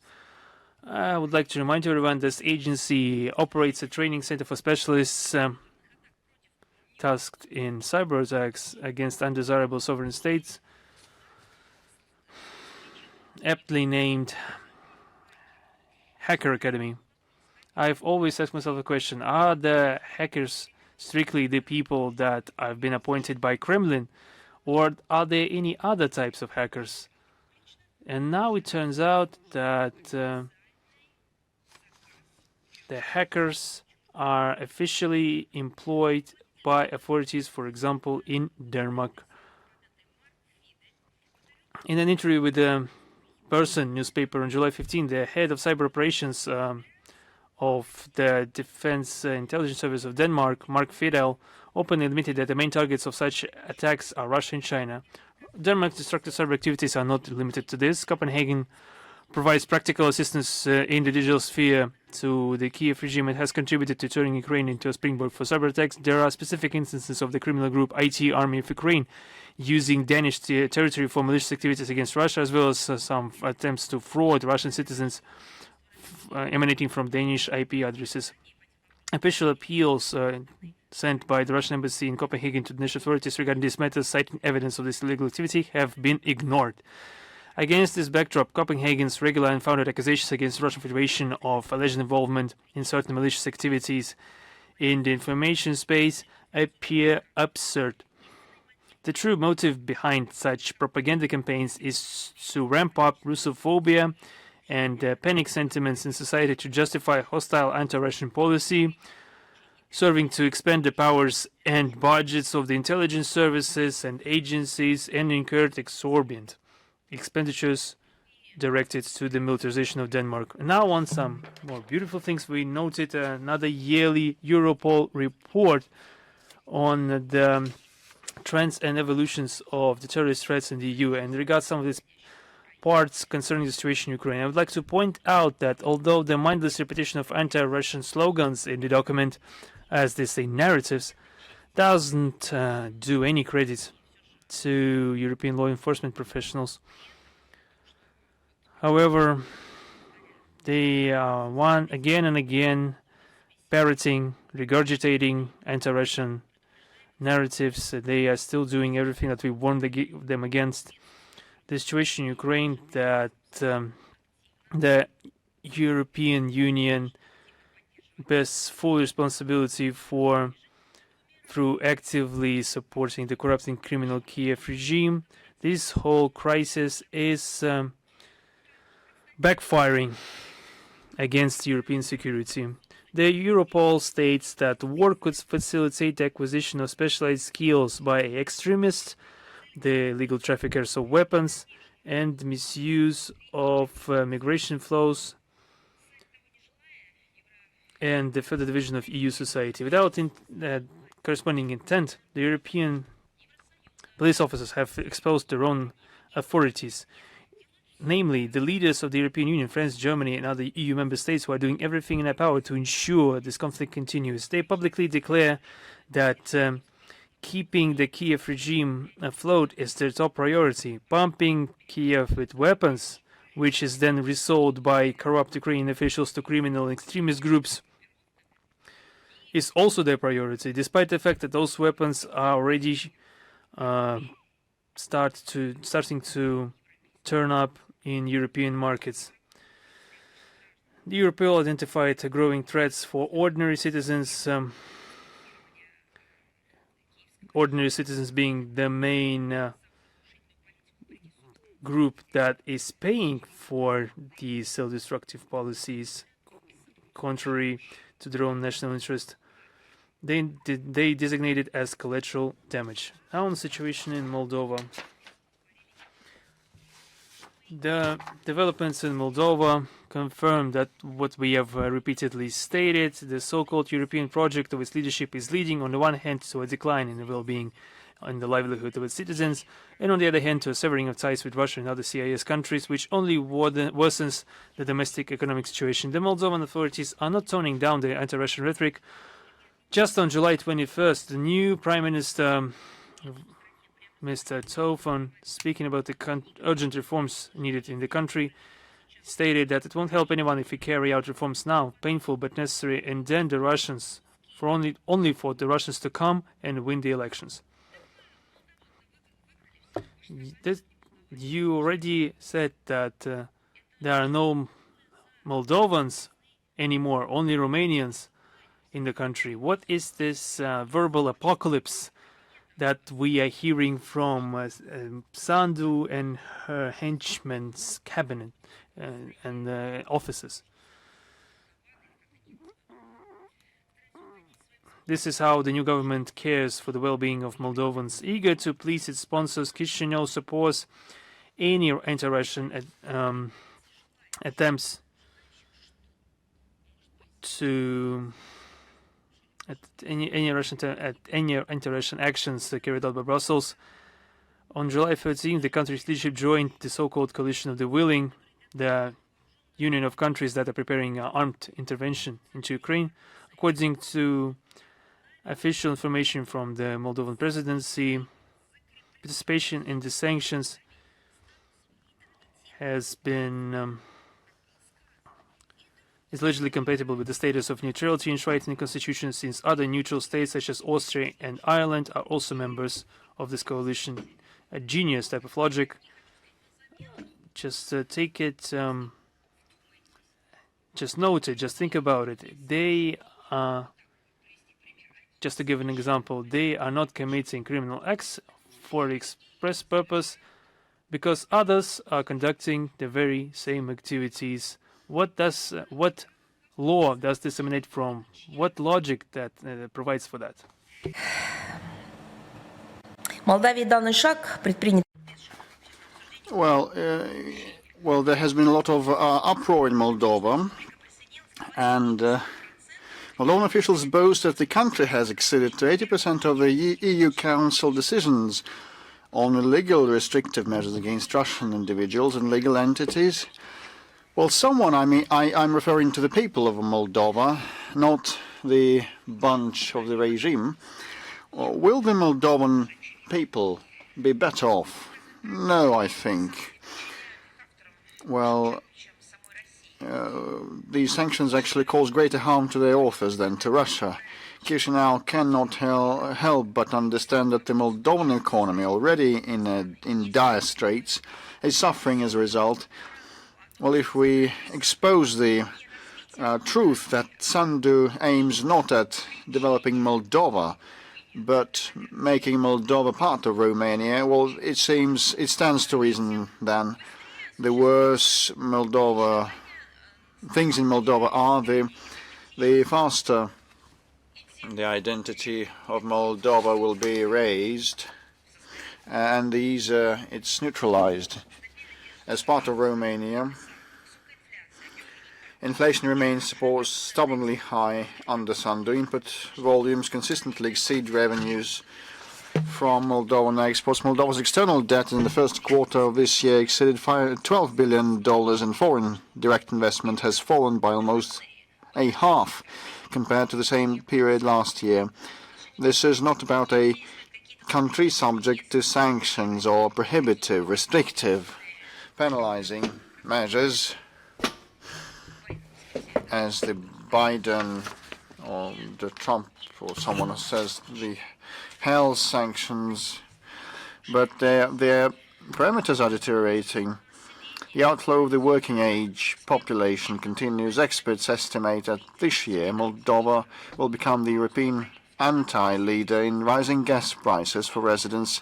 They predict that by autumn, gas prices will rise by almost 15% in Austria, Germany and the Netherlands, in the Baltic states by 20%, but by as much as by 55% in Moldova. They could prove this could prove an unbearable burden for Moldovans. This is an anti-achievement for Sandu. The country's education system is steadily being torn apart. Can someone be accused but for the Sandu regime?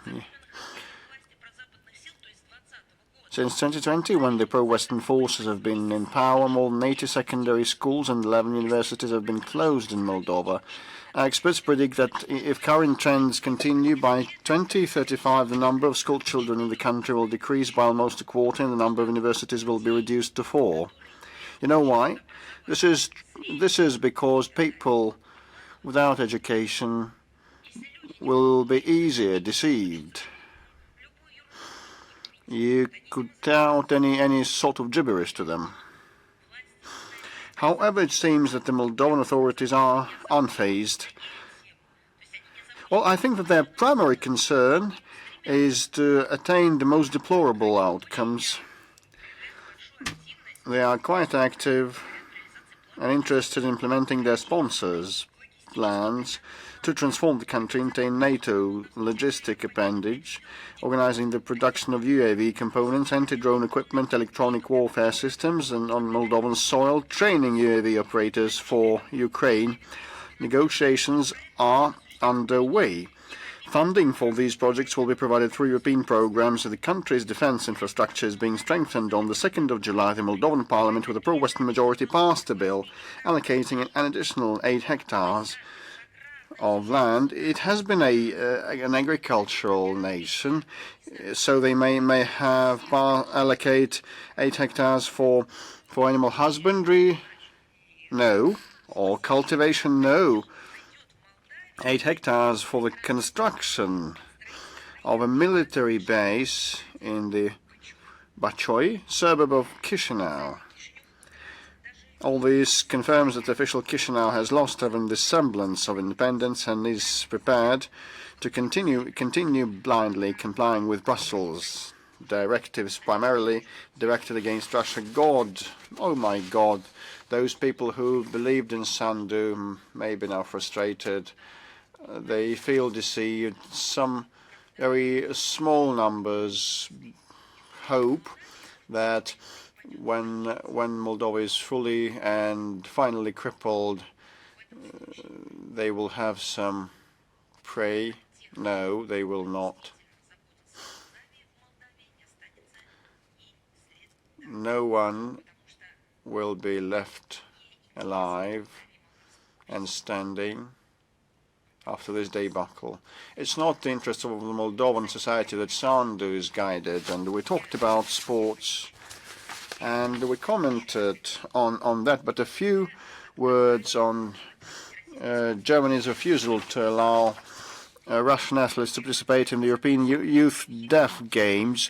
The German Deaf Sports Association, in agreement with the German government, has decided to bar Russian athletes from the EDYG, which will be held in Hanover.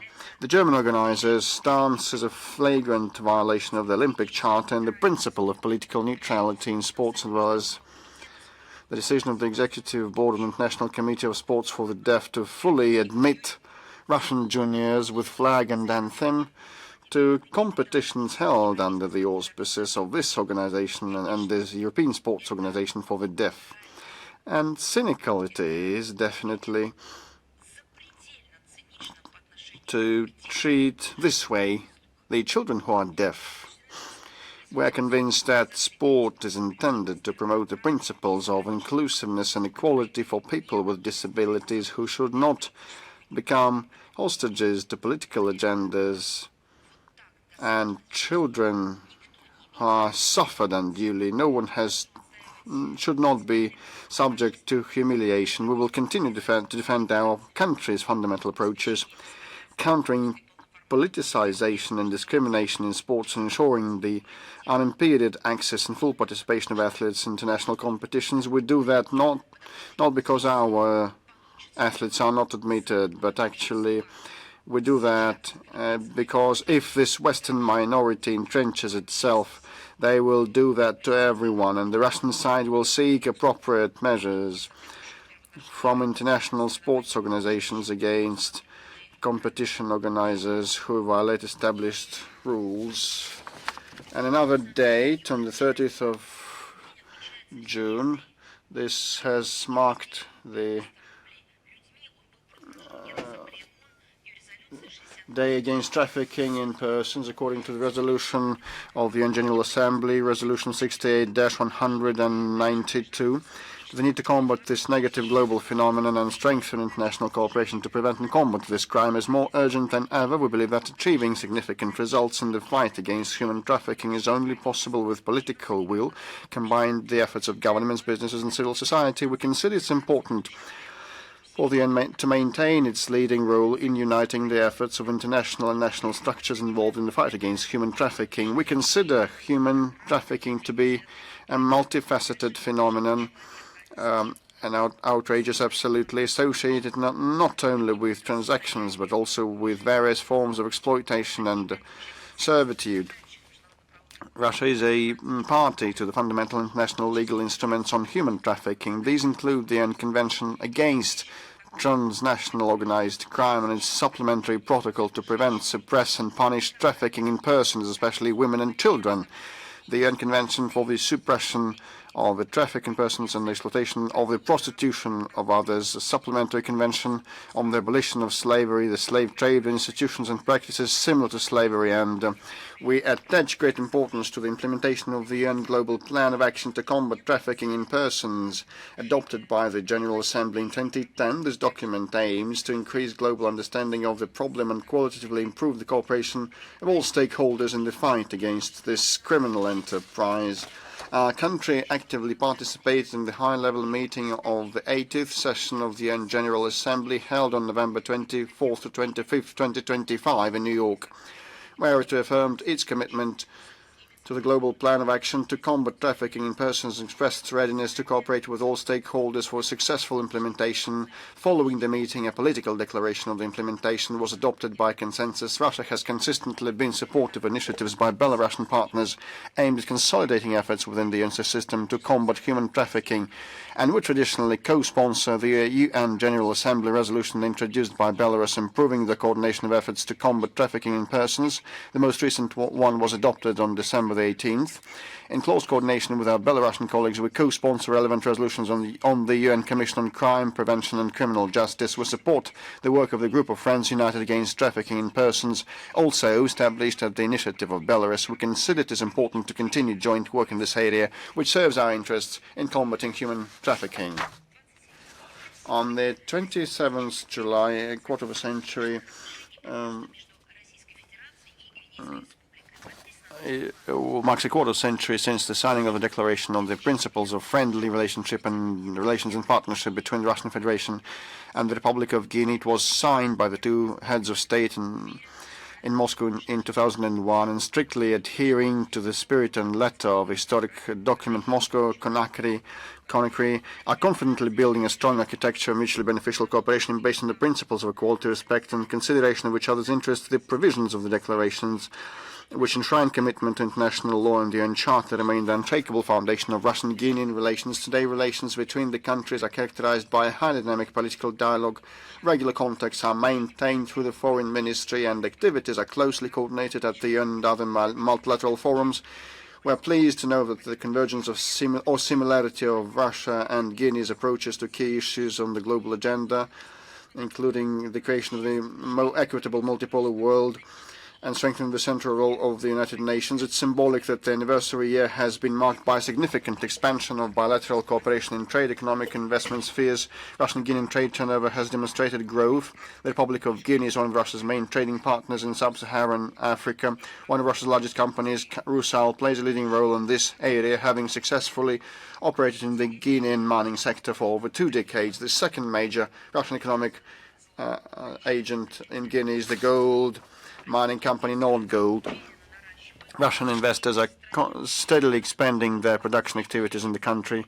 Ties in healthcare sector continue to actively develop. Rospotrebnadzor watchdog specialists are permanently deployed in the Republic of Guinea, thanks to the high level of professionalism it has been possible to effectively respond to the Ebola epidemic that broke out in West Africa in 2014. During the COVID-19 epidemic in 2021, 400,000 doses of the Sputnik V vaccine worth $4 million were delivered to Conakry. Rospotrebnadzor continues to implement competitive measures to prevent and combat infectious diseases in Guinea, including the fight against such dangerous diseases as Ebola, dengue, and Lassa fever. In recent years, several medical centers have opened in a number of communities. We particularly note the humanitarian component of the bilateral cooperation. Thousands of Guinean citizens have received higher education at Soviet and Russian universities, and today they form the backbone of their national elite. Currently, the quota for state scholarships for Guinea remains high, 164 places. We look forward to further expanding educational, scientific, technical ties and training high-skilled personnel to meet the needs of the Guinean economy. We are confident that the significant accumulated experience of joint work allows us to look confidently into the future. Russia reaffirms its unwavering commitment to the principles of the 2001 declaration and its readiness to expand the full range of bilateral ties with the friendly Republic of Guinea for the benefit of peoples of both countries in the interest of maintaining peace and stability. And tomorrow, the independence of Peru will be marked 205th anniversary of the Republic of Peru. The independence was obtained in 1821. On the same day, the newly elected president, Keiko Fujimori, takes office. We wish the fraternal Peruvian people peace, prosperity, and well-being as they enter a new stage of their country's development. Peru is an important partner for Russia and Latin America and the Caribbean, with whom we have shared over 160 years of friendship, comradeship, mutual understanding, support, people-to-people, sympathy and contacts.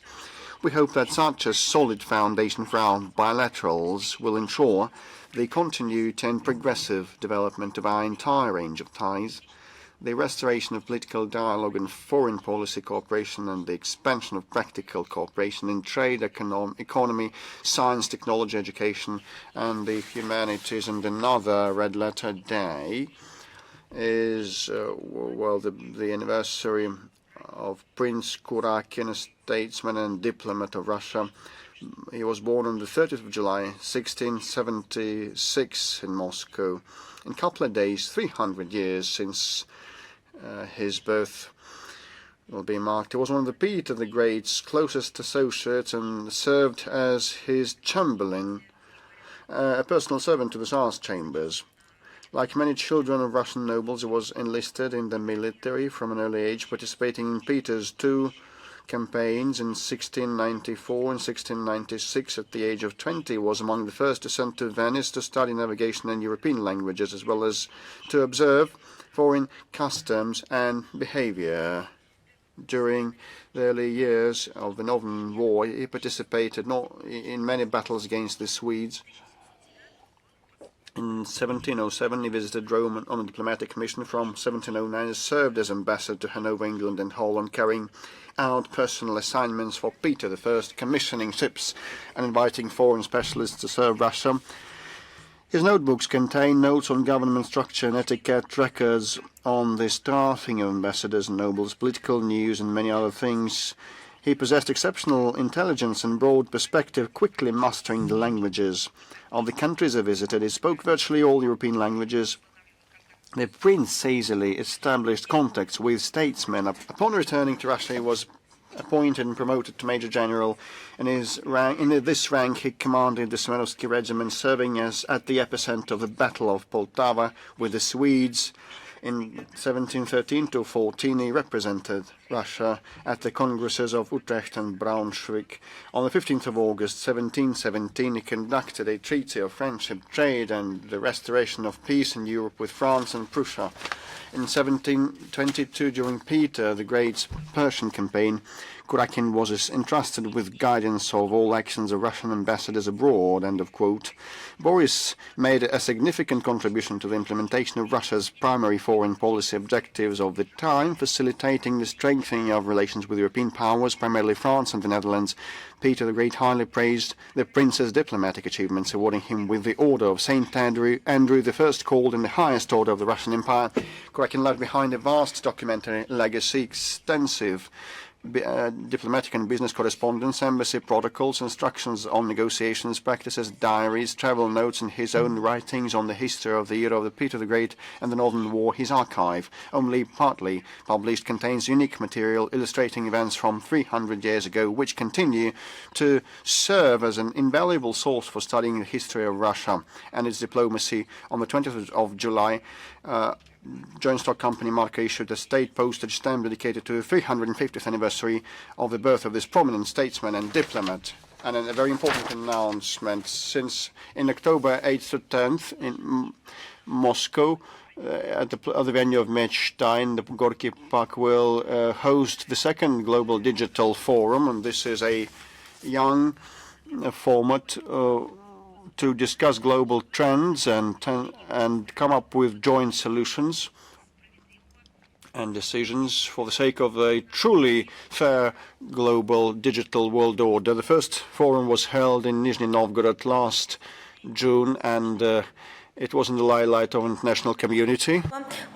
The Russian MFA also participated in the first installment of this forum. We conducted a special session, responsible fact-checking in the era of post-truth, new opportunities for cooperation, during which we discussed and condemned destructive actions of the West and IT corporations and media under its control. We underlined the critical importance of digital sovereignty and efforts to protect objective reality, promotion of truth and facts, the combat against fake news, and the support of global civic expert initiatives. Around 750 foreign experts from more than 100 countries of the world are expected to participate in the forum, on them representatives of national organizations, ministers of digital development and their deputies, counselors to advisors to heads of states when it comes to technologies, ambassadors, heads of digital technologies and startups, representatives of NGOs, universities, journalists and bloggers. Guests will be able to familiarize themselves with the achievements of Russian IT industry, which will be demonstrated in exhibitions. The platform of the forum can be used to sign agreements on relevant topic with representation of Russian foreign companies. The platform of the Global Digital Forum is a great opportunity to discuss relevant topics relating technologies. I'm convinced that the participants will be drawn by the topic of reinforcement of digital sovereignty and the development of independent practical resolutions and solutions against the backdrop of growing censorship and new colonial activities on the part of the collective West. The official website of the forum has already started registering participants. The link will be provided in the text version of the briefing. You can also see the business program of the forum there, containing around 40 sessions dedicated to relevant challenges and issues of digital transformation, creative economy challenges, and breakthroughs related to the development of technologies of AI. Also, there will be workshops and seminars held for bloggers and IT journalists. There will be a very important event, and trust me, this will be an event of large magnitude. I'm ready to start answering your questions. I know that the youth guard is with us right now. Let's give you the floor. Let you be the first to take the floor, please.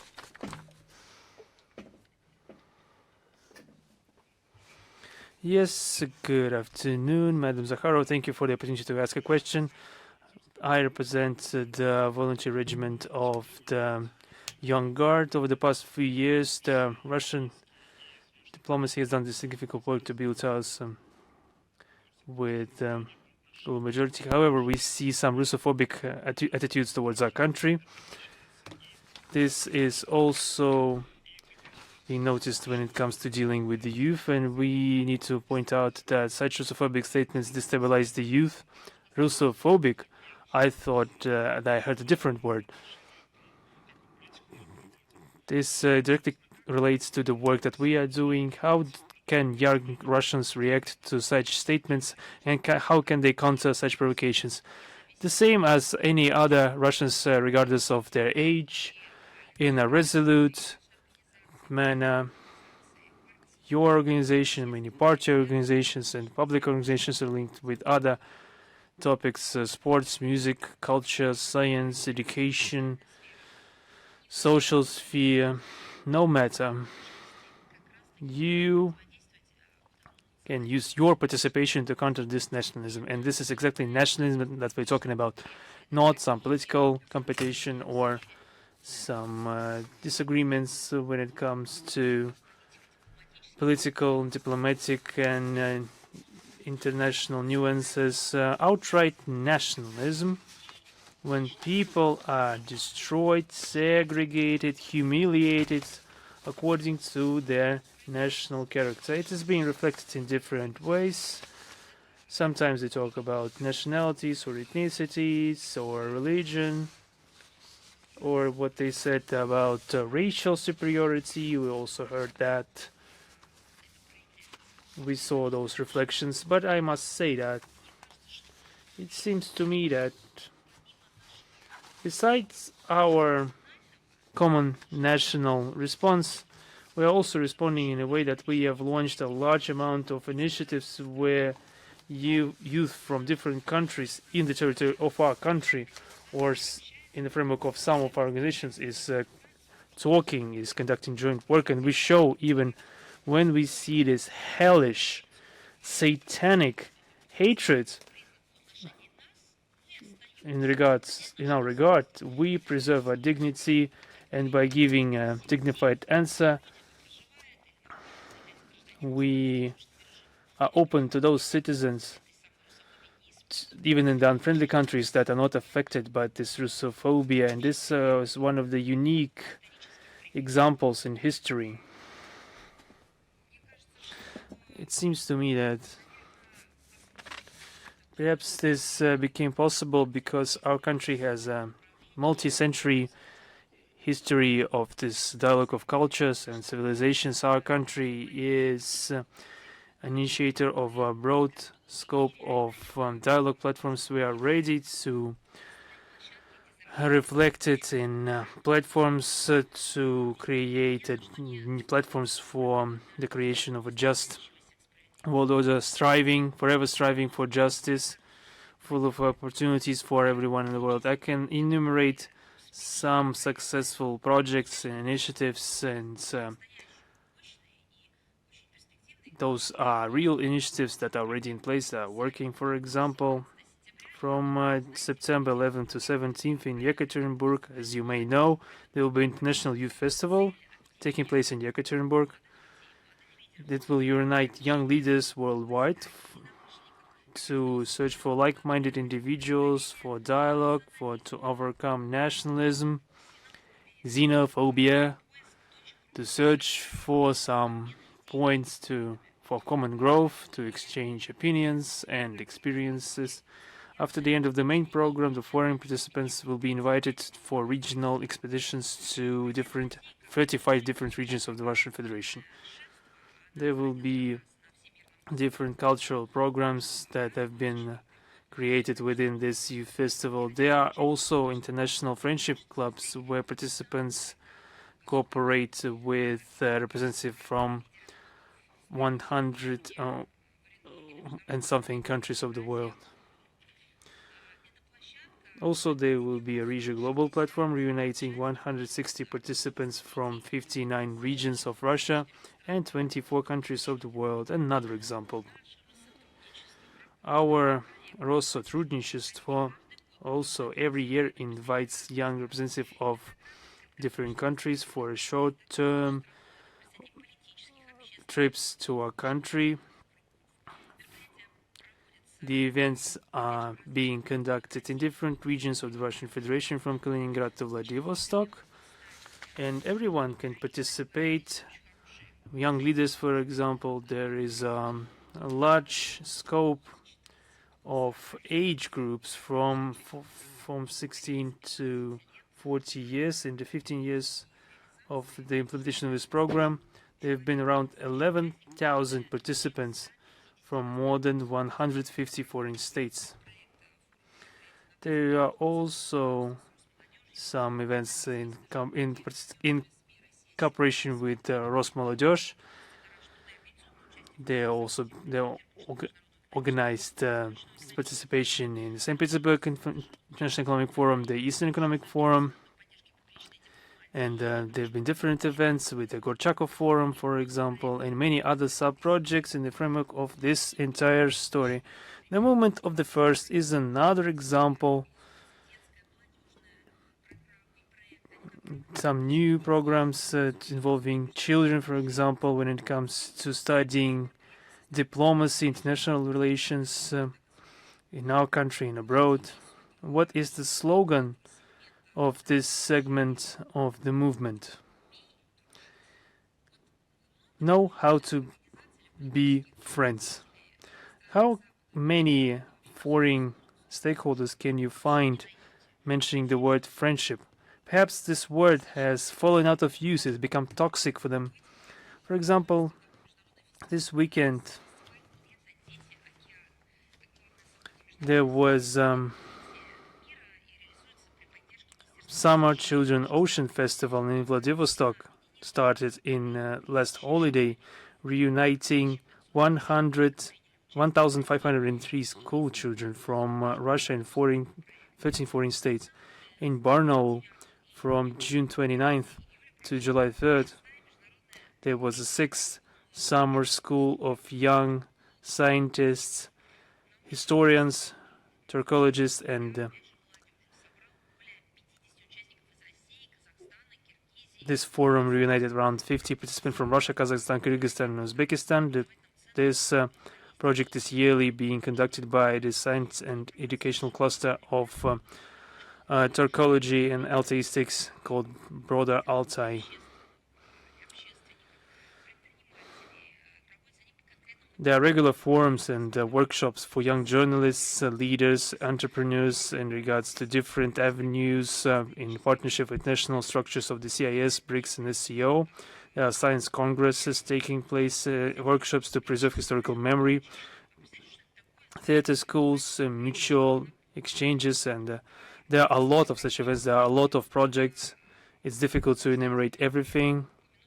And perhaps I would also mention the official information portal in regards to this international youth cooperation. This link will be posted in the text version of the briefing, but it is as follows: intermol.su. It was created with the support of the Ministry of Education and Science of the Russian Federation. The task of this portal is to inform people abroad in regards to principal events and platforms in the area of international youth cooperation conducted by the Russian Federation. We invite everyone to join to those initiatives. I'm talking about our regions and some people from abroad. We value friendship. We value mutually respectful exchange of different ideas. We are capable of doing everything in our power, and that's the way that we are showing that we can do this in a mutually respectful manner. And let's take one online question. Is International Affairs with us right now? Yes, good afternoon. Last week, the Russian embassy in Belgium reported an increase in the issuance of traditional values visas to the subjects of the kingdom. Specifically, in 2025, there have been 17 such visas, and in 2026, there have already been 9 visas given out. Could you provide more details on the number of recipients of such visas worldwide, and specifics of obtaining them, and the circle of eligible individuals? And during the last briefing, we've addressed this topic in sufficient detail, and we will be providing a corresponding link. We're talking about the executive order of the President of the Russian Federation number 702 dated August 19, 2024 on providing humanitarian support to persons sharing traditional Russian spiritual and moral values, serving as one of the tools helping foreigners realize their desire to move their Russia just out of curiosity or some familial ties. No, we're talking about doing this to why we need this document to optimize and improve measures of assistance and support for those settlers, those people that want to preserve something very important to them. However, they are subjected to persecution, making the realization of their aspirations impossible in current state. I would like to remind you that we create a special HQ for support of resettlement and adaptation for repatriates in the Russian Federation. Pursuant to Article 1 of the Executive Order, the main criterion for issuing visas to foreign citizens or stateless person is the rejection of policies enforcing destructive neoliberal ideological premises implemented by the countries and citizens of citizenship. The list of foreign states implementing such policies currently includes 47 countries.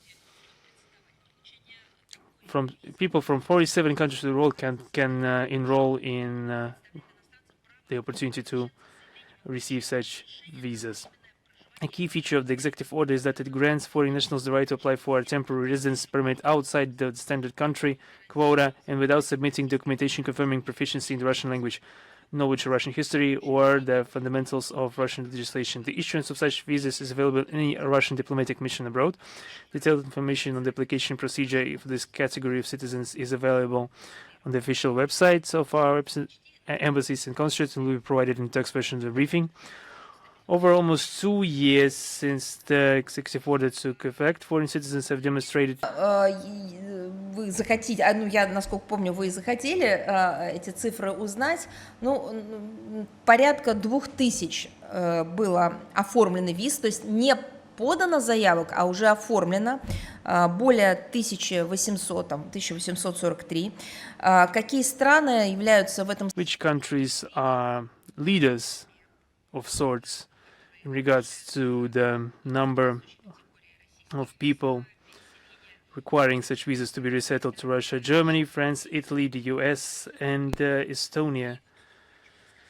The thing that you mentioning the statistics cited by our embassy in Belgium, the statistics this year includes 7 months roughly. We'll watch this with great interest. Thank you. Is Rzhev Pravda with us, please?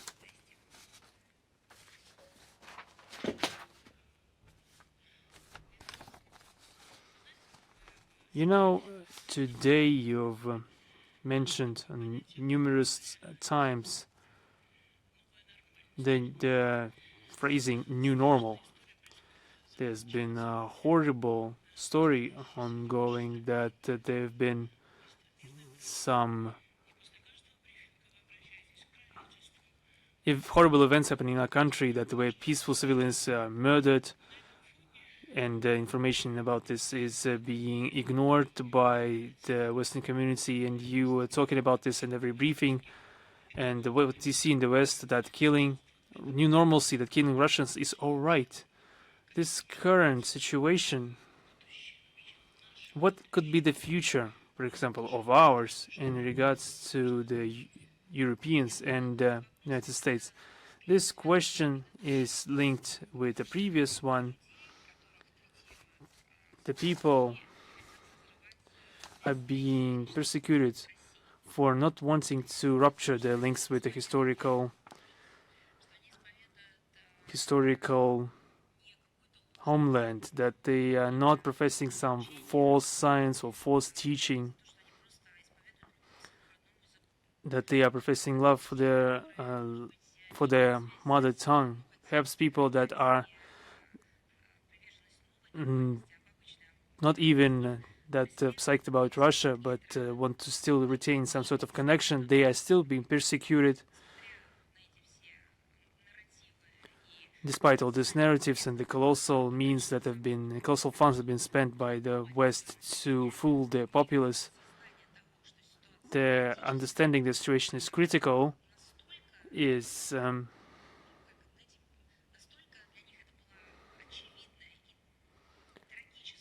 this was so tragic for them that at some stage in 2020s and even before that we suddenly found out that we saw so many requests to be resettled in our country with this propaganda, anti-Russian propaganda, with direct calls to murder people speaking Russian or are Russian by ethnicity or citizens of Russia. And it's all those crimes are trying to be justified, especially in the strongest place, in the strongholds of these propaganda efforts.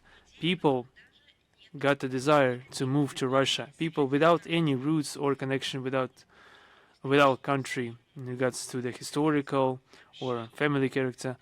There was nothing. They understood something. They understood it with more clarity. This is directly related. In 2024, this document was adopted. It's a very touchy subject, very sensitive topic. It was developed for some time. However, it was adopted in quite speedily. And you saw the stats. That's the only thing that we can see in less than 2 years.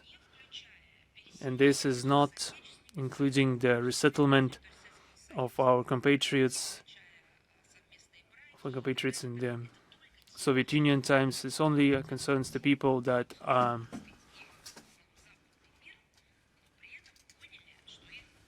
they're directly connected with the Western world. They understand that this is a dead end for them to be continuing living in their countries. And responding to your question, it would be wise to repeat the following idea. At the end of the 30s, the Western and Central Europe people lived not only in the conditions of this new normalcy, new ethics. Every day they went by ghettos in their own cities where the very same people, identical people, were living. People that until recently had same rights, same passports. They were well off. There was no threat coming out of them. However, after being ushered into those human warehouses, storage was presented as the norm, and people saw that. People went by. They saw that on the left, to the left of them, there used to be a shop, and to the right, at the next day, this person who never stole, who never did anything criminal, was deprived of what he had and was sent to a reservation of sort. And people were walking by concentration camps where every day hundreds of people were exterminated. Children were exterminated, civilian population were exterminated, which had no criminal intent, no criminal deeds. They were different nationally, ethnically, and perhaps not even that different ethnically. And people were still perceiving that, as you say, as new ethics, new normalcy. What does this signify? That those challenges are presented to humanity repeatedly. 20th century, 21st century, 19th century, these slave trades, whatever, they did understand, being enlightened, educated people. How educated were those people? Possessing much knowledge about history, culture in different countries, being part of the global creeds and religions. They were aware that they slaughter and exploit people because of the difference in the skin color or being physically stronger, possessing firearms. They were aware of that, but it was the new normal. And the so-called notorious abridged Bibles that were edited and published in England in the 19th and 18th century. Bibles for slaves, so-called, to be disseminated on colonial soils with segments related to from the gospel related to the human freedom omitted, so that the slaves should not believe that everybody is equal. Just only the mention of slaves remained. Not the slaves of God, but the slaves of their white masters. This was the new normal of that period. In the Middle Ages, in the streets and in the squares, fires were burned and people were set ablaze because of making scientific discoveries or having different color of their hair or being beautiful women. This was the new normal of that period. And a lot transpired in other parts of the world, and the humanity has been going through such ordeals over and over again. And so we either learn the lesson or we do not. We ain't invented nothing new. We ain't answering and responding to new challenges. What I marvel at is that how, given the knowledge of history and being able to pass it down to the new generations with photos, videos, and audio, and books and texts, whatever, once again, we ain't been able, the entire planet, to counter to this new normal experiment. Whether we'll go through that, well, this country, I have no doubts. With respect to them, let it be their problem. A German journalist, being a national of Germany, the descendant of Bismarck's, he asked me, when are you going to save Germany from the new normal? He asked me. Save from the current perception that children are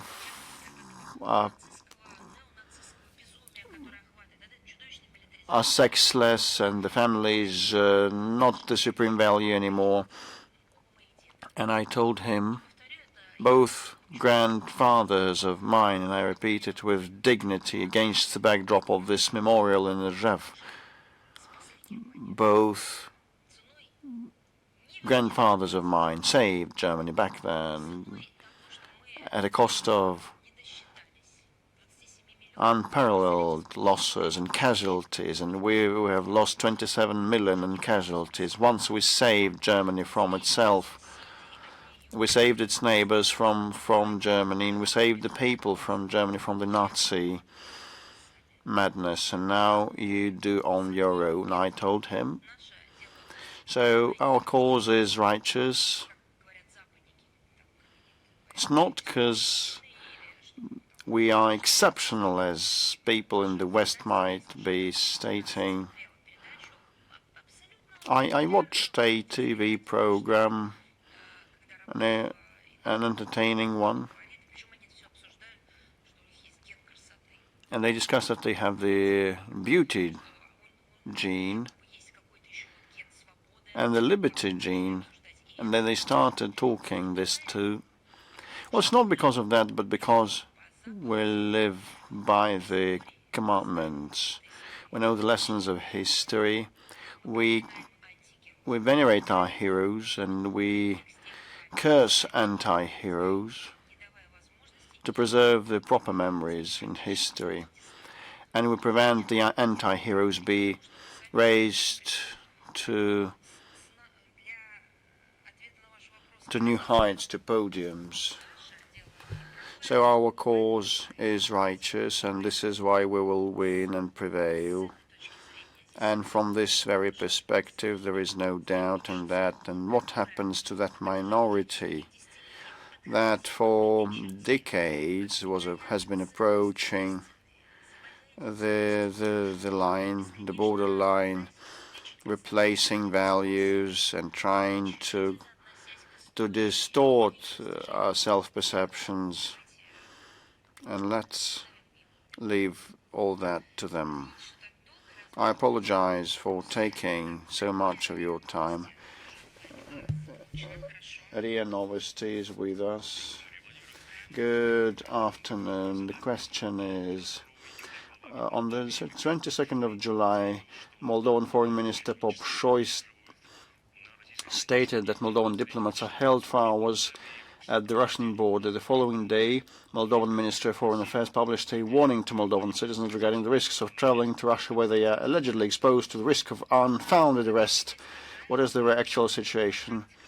Well, this is the fact distortion, the practice of provocative border incidents targeting Russian diplomats, couriers, officials, and ordinary Russian citizens was initiated by Chisinau and Sandu regime after she rose to power with all those pro-Western anti-Russian forces in 2020-2021. Since then, there have been instances of expelling our diplomats, denying accreditation, border detentions, and imposing embassy staff quotas.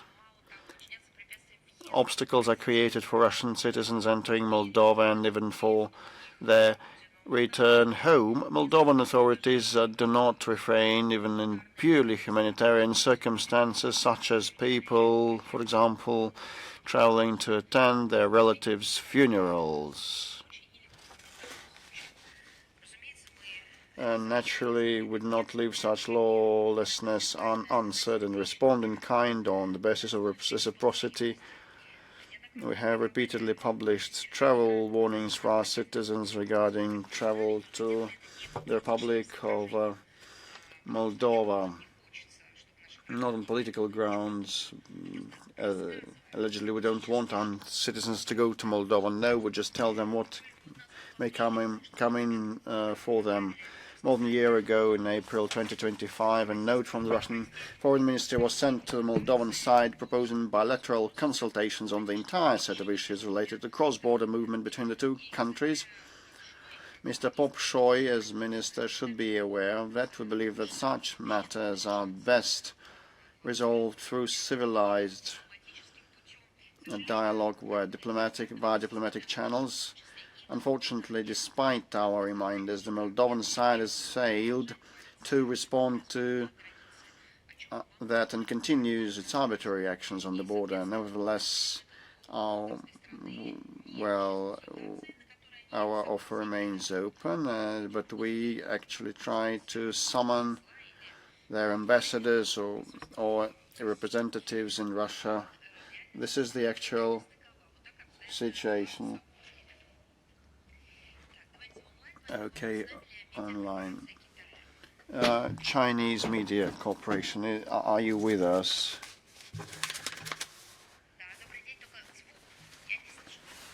I cannot hear you. Yes, can you hear me? Yes, I can hear you now. We will have two questions.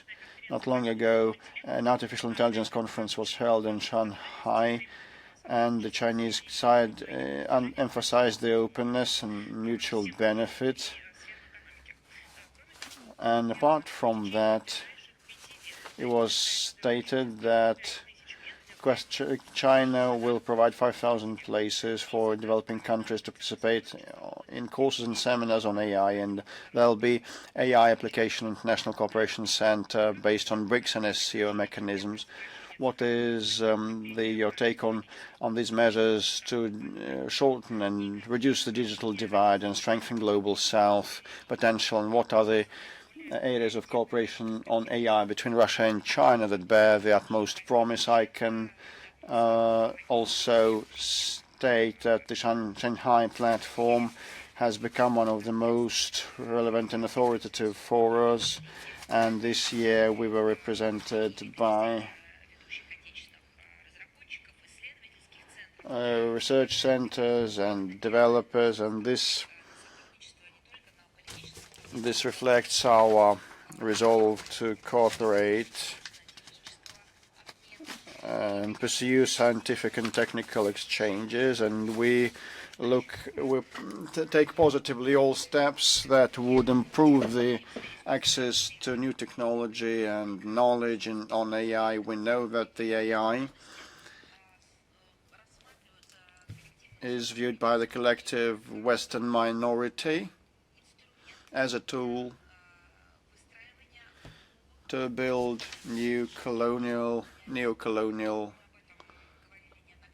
structures, and we issued an article in the Rossiyskaya Gazeta last summer called Metropole and Colonies on Neo-Colonialism, and we know that without joint action will not be able to resolve the digital inequality as it has been around, and the UN General Assembly and its subcommittees have been talking that for decades, and now we're seeing the rise of the new AI technology, and the digital divide may become huge. Russia has been approaching this as a state with full cycle solutions, and we actually have our own LLMs and cloud platforms and applied services, and we have unique competences at the juncture of nuclear sector, high performing computing, and we come up with comprehensive project proposals to our partners on data centers, energy supply that is stable and reliable, human resources training, and unmanned systems and smart cities that we've been implementing, all that in dozens of cities around the world. And in Moscow, 60 services of AI help doctors detect signs of illnesses in 43 clinical areas. And actually, we are combining traditional classical medicine, and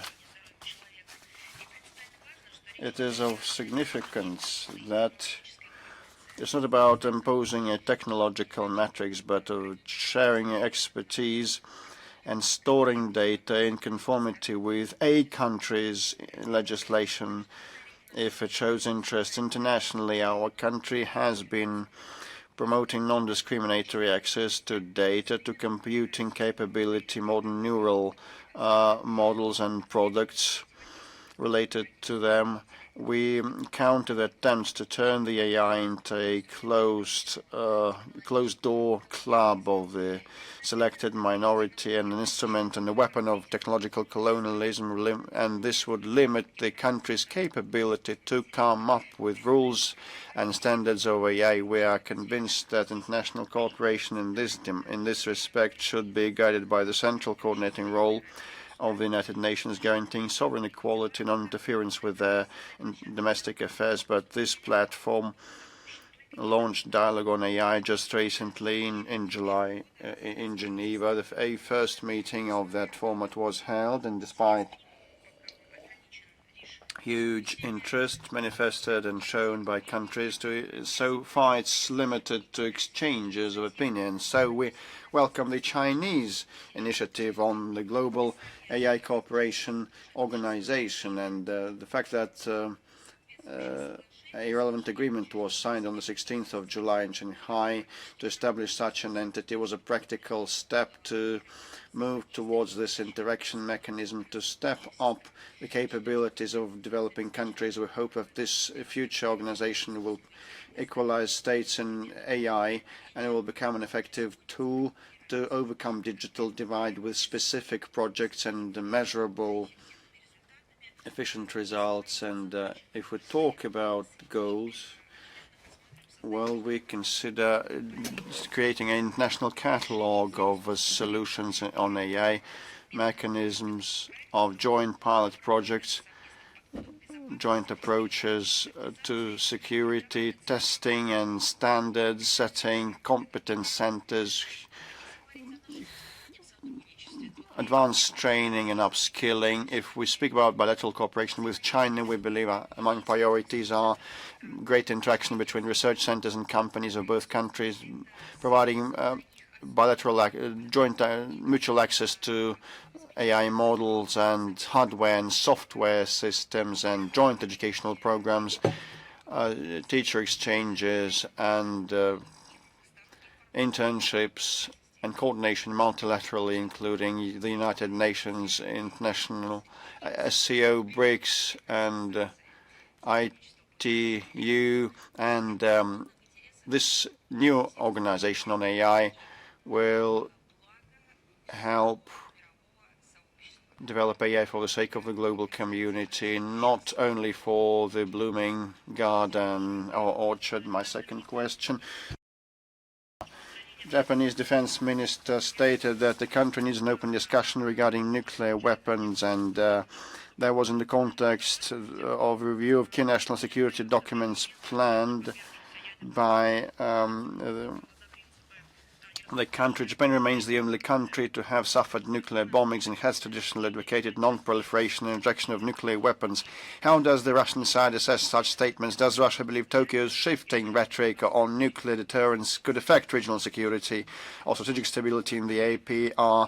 Well, you know, you've quoted the Japanese foreign minister saying that Japan needs an open discussion on nuclear arms, and I just wonder whether they need such an open, overt discussion to preserve the memory, historic memory about who and how used nuclear arms against the Japanese people back 80 years back. And actually, it is about being overt and outspoken in discussions on nuclear arms, and on the other hand, the actual hard facts are blotted out like pages from a course book on history in Japan, and that kinda is done by someone instead of Japan, or is it done by the Japanese leadership? They've been hushing up facts. Just recently, during a press conference on the sidelines of the Russia-ASEAN ministerial meeting, Minister Lavrov provided a comprehensive comment on this topic. We closely monitor such statements by Japanese officials, treat them with maximum seriousness, and we do not tend to regard them as mere figures of speech. We understand who supports Tokyo, who leads this country. In reality, Japan, unlike many countries whose leadership considers acquiring or hosting nuclear weapons in its territory, is sort of a threshold state, there is such a term, so that they don't need much time from the moment the decision is made to the moment when its own nuclear warhead could be created. Moreover, there have been questions already directed at Tokyo regarding the politically inaccurate accounting of special nuclear material. These arguments cannot be justified by self-defense interests purely. No one threatens Japan's sovereignty or territorial integrity. We should remember who attacked Japan with nuclear weapons. It was the closest ally, the US.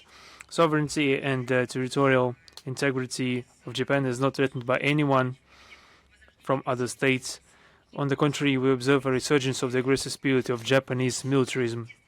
We remind Tokyo that Japan is tightly bound by its obligations under the Treaty on the Non-Proliferation of Nuclear Weapons, or NPT. Any attempts to move towards creating such weapons or initiate discussions on this possibility will be viewed by us through the lens of compliance with said treaty. In regards to the potential deployment of foreign nuclear weapons on its territory, Tokyo must realize any such actions will inevitably trigger a harsh reaction from the several countries of the region, and consequently weaken and not strengthen Japan's security. The potential implementation of a nuclear component and its inclusion into Japan's rapidly accelerating remilitarization process will create fundamentally new challenges and threats towards our country's security in the Far East and to the overall regional stability. The consequences of such responsible steps will be highly negative for Japan itself, as has been the case in the past. In this regard, we once again call on Tokyo to recall the historical lessons of World War II, that the trying their utmost to forget. I'm talking about the history of World War II, and we call on them to return to a peaceful development path. Thank you very much. Is Reuters with us right now? Yes, good afternoon. We have 2 questions related to the context between the Foreign Minister Lavrov and the State Secretary Marco Rubio last week. The first question concerns the following. Following talks with Minister Lavrov, U.S. Secretary of State Rubio stated that concluding a peace agreement on Ukraine would require new ideas and new proposals acceptable to both sides because what was presented in Anchorage would be not acceptable to Ukraine. President Putin said that the Anchorage proposals are still relevant, calling them a compromise. Returning to Rubio's words and Mr. Lavrov's remarks, can Russia ready to propose and consider new ideas beyond those discussed in Anchorage? Would this constitute a tightening or softening of Russia's negotiating positions? Would this be more severe than in Anchorage or otherwise? Let's go idea by idea. The last part of your question in regards to softer or tighter stance, Russia's position in regards to the negotiation process with Ukraine, conditions and new proposals mentioned by Rubio. Let's start with remarks of Mr. Rubio. They were published on the Department of State website, referring to the failure of the Anchorage formula to it being unacceptable to Kiev. It is framed in a way that nothing of the sort was discussed at the Russian-American summit in Anchorage in August 2025. I just wanted to remind everyone what was happening at the time, that the United States authored the compromise proposal discussed there. It was brought to us to Moscow in early August 2025. It was brought in this very capacity. The Russian side took some time to evaluate those propositions at the Anchorage summit. We clarified whether the terms were still relevant. The answer was that they were still relevant. Correspondingly, we agreed. The American side assured us Kiev would also accept it, as the Ukrainian leadership, as was said to us by the US, would do anything Washington told them to. That was how things stood at the time. And it would be my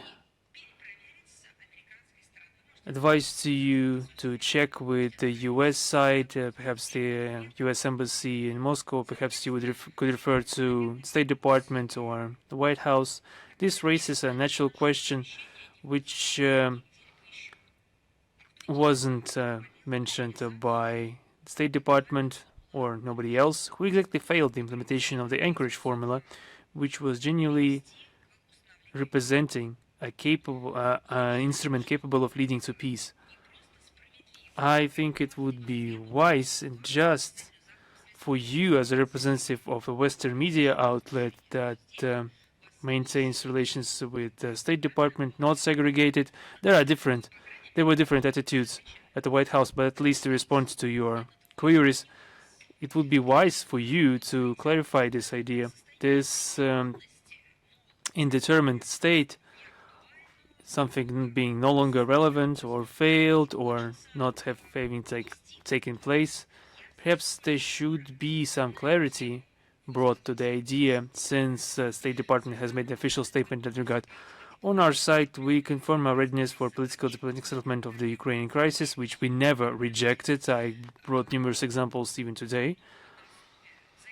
Based on mutual understandings, including those reached in Alaska, we are ready to have a possible new discussions, proposals, ideas that will be ready to evaluate. We've never rejected these ideas. But since you refer to this quote by Mr. Rubio, primarily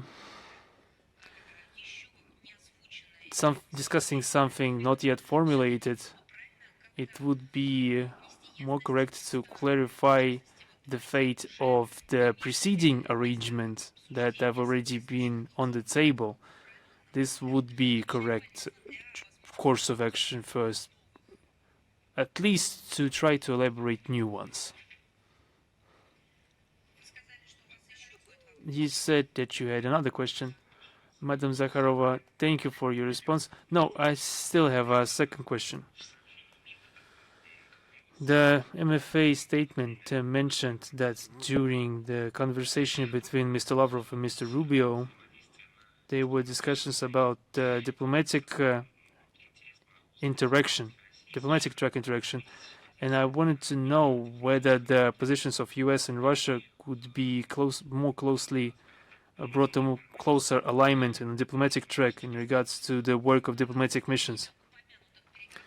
In regards to those negotiations, there was a separate attention being made to the normalization of the functioning of diplomatic missions of Russia and US, and there was an agreement in regards to the continuation of diplomatic foreign ministries line, and the further conclusions are up to you.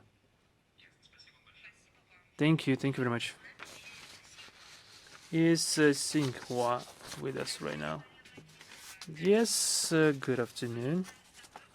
We have the following question. The Russian President Vladimir Putin on July 20th signed an executive order on the extension of the visa-free regime for Chinese citizens until December 31st, 2027. China previously extended visa-free travel for Russians also through late 2027. What are Russia's expectations in regards to the extension of the visa regime regarding mutual travel, humanitarian exchanges, and strategic partnership? What new opportunities this step could open to further deepen China-Russia relations in the framework of our comprehensive strategic cooperation and partnership? Thank you. Thank you. In regards to the forecasts, your question concerns expectations. In regards to forecasts, we need to base the thinking upon exact numbers and facts. The tourist exchanges are a powerful driver of Russia-Chinese humanitarian ties. Bilateral tourist flows have grown significantly. The introduction of visa-free regimes gave significant results. Last year, the bilateral tourist flows grew 17% and amounted to 3.3 million people. And in the first quarter of this year, we saw a 50% increase in tourist flows compared to the same period in 2025. We see confident growth in relative and exact estimates of visa, and the introduction of visa-free regime, originally set to expire on September 14, 2027, has been extended through the end of 2027 and is an important impulse for further growth of tourist exchanges. And this work aligns with agreements formalized in joint statements signed by state leaders and of Russia and People's Republic of China to strengthen our strategic cooperation and deepen our good neighborliness, friendship, and cooperation relations signed on May 20th in Beijing. I would also like to point out when we're talking about, I will use this word, a visa-free regime, we're talking about not only tourists, but also there's a simplified regime for simplified way to conduct business contacts, scientific contacts, youth contacts, sports contacts, and we are truly convinced this decision was greatly expected and was met with gratitude by many people. We can call this a landmark event in the context of the 25th anniversary of the Treaty of Good Neighborliness, Friendship and Cooperation between the Russian Federation and the People's Republic of China, 25th anniversary of this that we are celebrating this year, which has become a foundational point for development of bilateral links, including humanitarian cooperation for the long term. Thank you very much. Are any questions in the hall? Just don't stand up, please, because it's more convenient that way. Yes, of course. Thank you very much for this briefing. I would like to ask the following question. You already mentioned today about the search movement continuing in the city of Rzhev. It's 70 years later, a moment where our warriors are going to the front line. We still discover the remains of our grandfathers and great-grandfather, and there needs to be a more broader involvement of the youth in these programs of searches and discoveries to make them more familiar with the artifacts that we are getting from the ground. So Rzhev is a history book in itself, which is impossible to be rewritten, which cannot be said for the print products and what we see in internet, where we can be changed overnight. The land near Rzhev tells us how difficult the battles were there, and we see the artifact being raised. For example, different creams, items of clothing, and many canned goods. They are not even different from what we see today on the shelves. How do you think those educational projects, what is their importance for international politics, for international agenda, and how interesting they are for the youth? Those processes, as you say, are institutionalized. The searchers work also with archaeologists and scientists. It received a well-deserved estimation on the part of the state. And I will say that those who live in the land when there was occupation, when there were battles fought, not to allow the enemy to get further inland, the Tver region, Rzhev. I remember it all, the Leningrad highway up to the city of Khimki near Moscow. This is the land of my youth. My grandparents lived there. We had a country house there. We know this, that the land told us we were playing on this land. We went to the forest to get some mushrooms or berries, collect them. We helped our grandparents in the garden, and we always found, during our endeavors, we always found something. I don't know what do you call it, the ammo for machine guns. We saw helmets, we saw bayonets being in the ground. We just put it on the shelf in our country house near a village of Smirnovka, in Leningrad highway, in Golovkova railway station. We didn't think that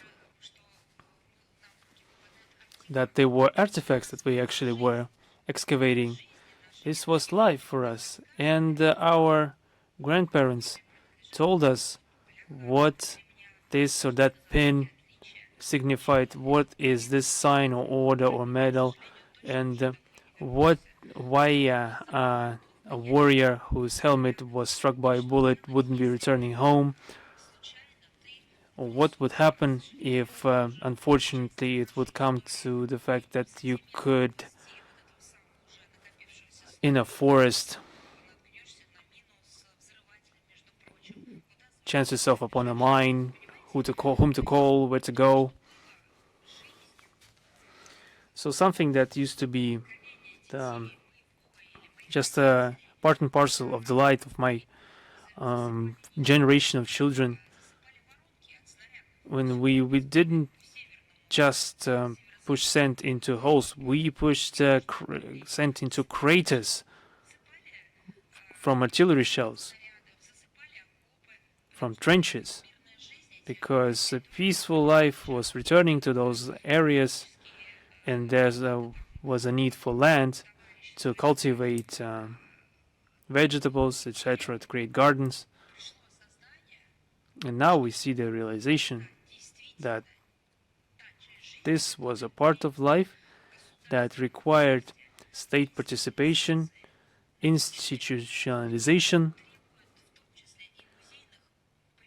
It required additional museum storage to get it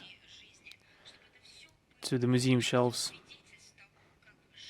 For all this to be evidence of our ancestors lived and survived.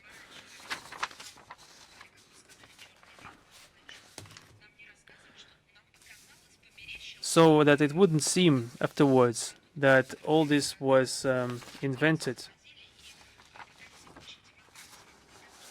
and that black turned into white, or white turned into black, as you said it. And thank God that in the recent decades, I will not stop talking about that. And I think that there's a great personal role played by President Putin. We made it part of our national idea, national pride, our national work in all Russian format, with different actors joining this work. The land is completely covered in those artifacts of the Second World War, and where there were some volunteers coming, where the real lines were situated, and where evacuations were held, where people were led to save them, and people continue to work in the military factories. For example, my grandmother worked in the city of Perm. And thank goodness, for a couple of decades by now, we've seen that this work is pursued by the government. And it's not merely the responsibility of the government, it's the combination of the governmental efforts and the legislative efforts and the civil society engagement. In case there is a tilt, like towards the government only, this will not be a good thing, and the civil society should be engaged, and we should all be confident that no law is broken, and that this will they'll get the support, and the government in turn should understand that this memory cannot be preserved without the public, broader public engagement. Back in the 1980s, you know, we had the dominating position that you do not interfere. We're going to do as we proceed, as we plan. None of your business. And all of a sudden, we've tried to pursue this joint work, and it is so gratifying to watch that the law enforcement and executive authorities and legislative authorities have been working in sync, in lockstep with one another, doing their utmost to take advantage of those years until our veterans are still with us, and the victims of the concentration camps are with us, and that we should enshrine everything that need to have been enshrined, and we should legalize what should have been legalized, and we should call things their proper names. And it's not only about the great patriotic war of the Second World War, it's about the genocide of the Soviet people. And it is so gratifying to see that it's a bottom-up movement, and it is kind of a civil society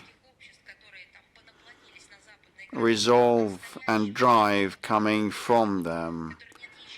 And our civil society is loyal to the interests of the country because they're patriots and they've been living in this country and they'll keep living there. And it has been also backed by the government. I apologize for being quite hectic in my response, but it's so great a topic, and thank goodness our veterans have lived to see their cause implemented, and it has become part of the curricula of schools and universities and private, corporate and business community. So it all represented, and this was inter alia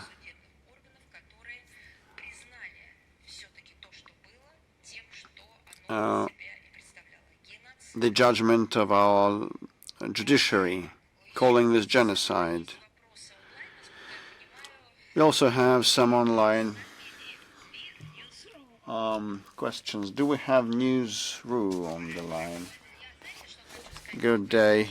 I just apologize. Just forgive me. I cannot but say that now Vladimir Medinsky has been subject to European sanctions, and he's accused of what? He's accused of the participation with the in the negotiations with Ukraine, which was organized at the behest of Ukraine and the West. Now he is on sanctions lists. Just correct, Mr. Medinsky might correct me, but if I'm wrong, but he was penalized for the historic work rather, that he pursued, and the fact that we are gathering here at the foot of a monument to a soldier is his merit and his achievement, and he participated personally in revering the memories of the huge victims and the casualties that we suffered, and definitely that couldn't have passed unnoticed. And in a very wild fashion, the Europeans did what they did, and I must make mention of that when I see this memorial. I keep thinking that had it not been for the role of the history of individual in history, and we argued quite a lot whether it's about the role of individuals in history, whether it is prevalent or not. And now the memories about the victims have been returned to the entire country. And yes, please, your question. Thank you very much for mentioning that. Well, in News.ru has been covering what happened in Istanbul, and I saw the intensive work of our delegation, and the question, well, you started responding to it. How does Russia assess the 21st EU sanctions package agreed on the 23rd of July, which includes transaction bans for 32 additional banks and the measures against the shadow fleet and extension of the oil price cap? Well, I think it's not a political assessment, but rather something that is in chime with the Europeans' economy's performance and the basis of growth. And there's a proverb: don't do trouble to others, or it's going to be trouble for you. And they've been trying to multiply trouble for us, but they actually instead should be looking up, and they would have seen that they dig themselves very deep, and they, without an arm of providence, they cannot hardly get themselves out of that, and they've been finding faults with us and with China, and they are excavating a pit for themselves. The price cap and the Brussels is a slapstick comedy. The European Union has been trying to change the rules of the games, not thinking about the third countries,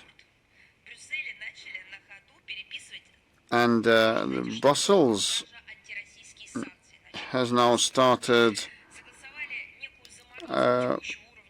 redesigning even sanctions against Russia, because they've frozen the price cap reconsideration. Otherwise, it automatically would go up. So definitely, and that is a testimony about the intellectual potential or its lack. The measures against Russia and other measures of the sanctions list will not result in change of Russian foreign policy. They directly will damage to the global energy security, which, against the backdrop of the tensions in the Middle East, is quite vulnerable. But actually, no one cares for this in Brussels. They dig harder and deeper. In attempts of the EU to expand the blacklists of ships belonging to the shadow fleet, lack legal grounding. Well, it's about the shadow fleet is something I take into the inverted commas. So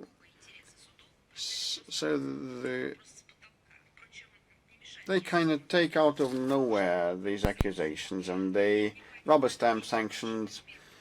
And we noted restrictive measures against Medinsky, aide to the president of the Russian Federation. And that stands to no criticism. It is like a slapstick comedy, like there are jokes about the Roman Empire and other historical periods, and that are mind-boggling. And this is something of the kind. If you impose sanctions on the grounds of participation in talks, then the conflict can only be titled historical farce, a slapstick comedy. Well, once again, the Europeans demonstrates the cynicism of the EU, so-called calls for peace, showing efforts to prolong. Instead, they show efforts to prolong conflict, and they're hypercritic, and they want to torpedo peace initiatives, applying deception in order to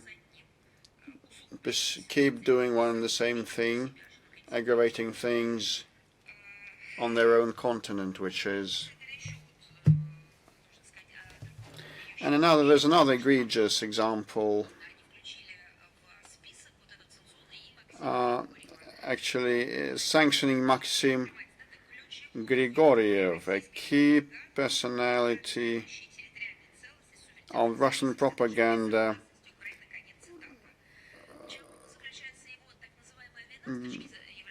being a threat to the stability of the Kiev regime. And he's been saying the truth about the number of victims and casualties and terrorist attacks against civil infrastructures, has been giving facts and data and issuing reports. What in this case they mean to be democracy, what is their understanding and perception of democracy is not clear. We always gave our support to civil society organizations, and actually this is the trade union's house in Odessa tragedy,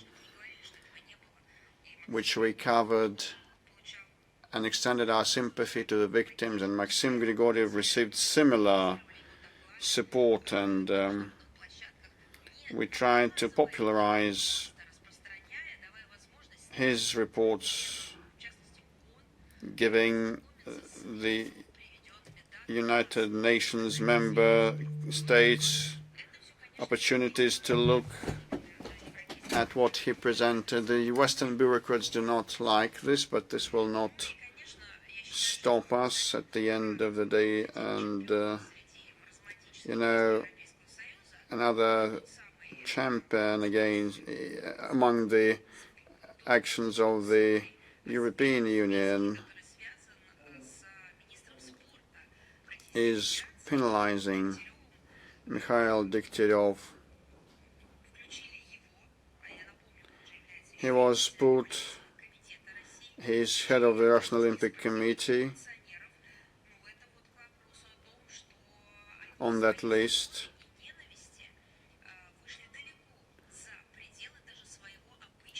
So they actually go beyond their regular expediency.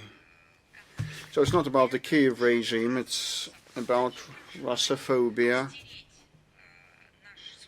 and a desire to erase our sports and our culture,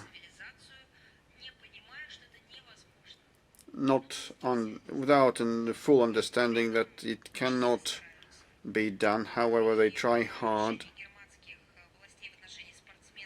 And well, the decision of the German authorities towards the athletes with disabilities is something that has been mentioned by us today.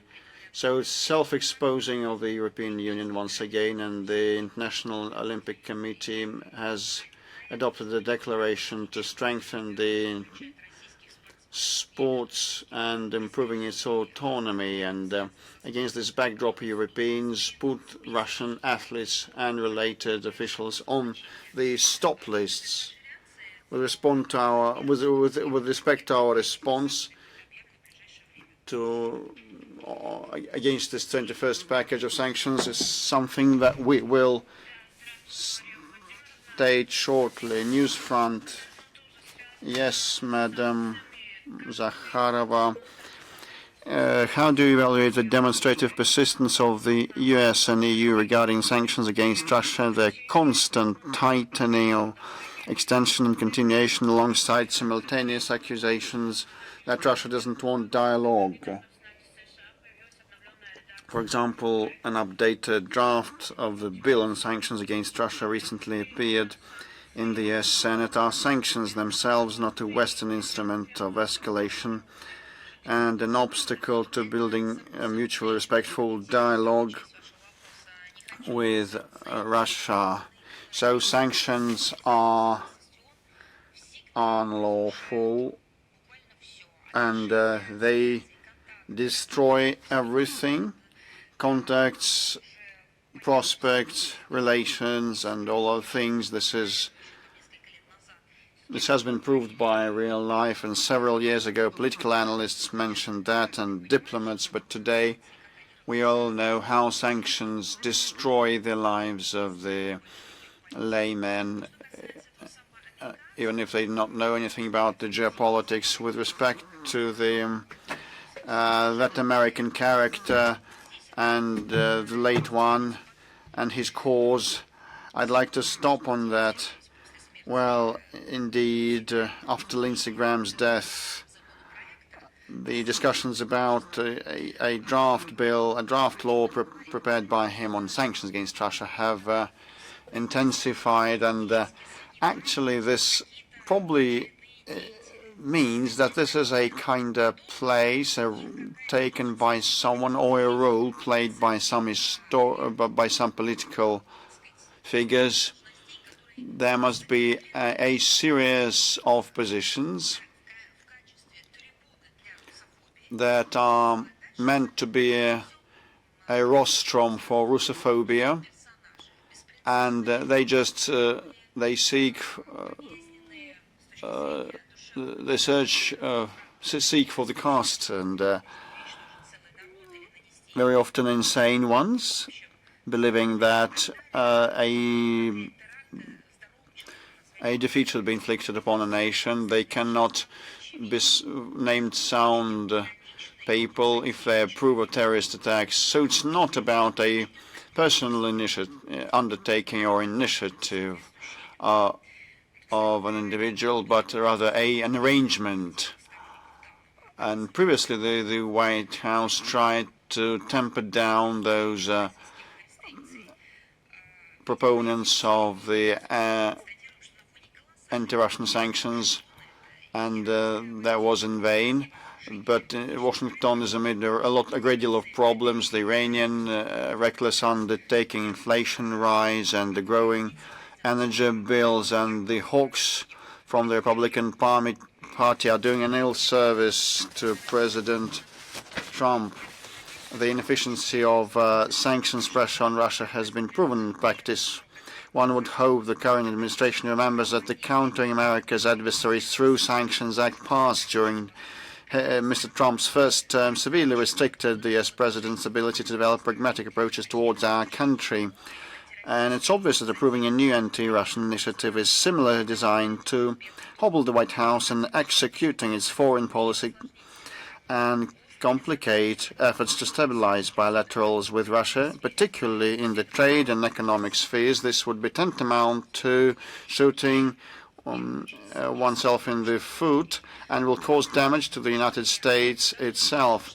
Well, it will tell that some of the initiatives failed, but better discuss this now and better name those guilty of the after effects of the negative consequences in advance. Furthermore, attempting to undermine our energy cooperation with partners against the backdrop of the Strait of Hormuz crisis will inevitably cause further market destabilization, fragmentation of global trade, inflation, declining living standards, and worsening growth prospects in most countries around the globe, hitting the poorest import-dependent countries hardest regarding energy, fertilizer, and foodstuffs. And those Westerners should not then cry the poor mouth, saying that they pity those starving, those malnourished people. It is entirely the fault of them, those who take measures, unlawful, restrictive sanctions, subverting global stability and security in a number of strategic areas. Lenteru is Lenteru with us. Yes, good afternoon. We have one question. Would you comment on the recently surfaced Nazi statements in Ukrainian media by the newly appointed Commander-in-Chief of the Armed Forces of Ukraine, Mr. Draparty? We already commented upon them, saying that they're Nazi in character. We can say a lot of things about Nazism, neo-Nazism, fascism. Doesn't change the essence. As soon as people say that the entire peoples or races, ethnicities cannot live or exist, we are entering Nazi territory. This is a time-tested idea. It was confirmed by the Nuremberg process decisions. This was an international legal process confirming everything that is related to Nazism in different manifestations. It's called Nazism, and you can formulate it itself. We're talking about Nazism in itself. It's a moral, illegal manifestation, and it's going contrary to the conclusions of the Nuremberg Tribunal. Should I repeat what I already said? Probably not, because you already know that all those monstrous remarks by Mr. Drapati, they are monstrous in themselves. They tell us how society, or not even the political leadership, but society in Ukraine has been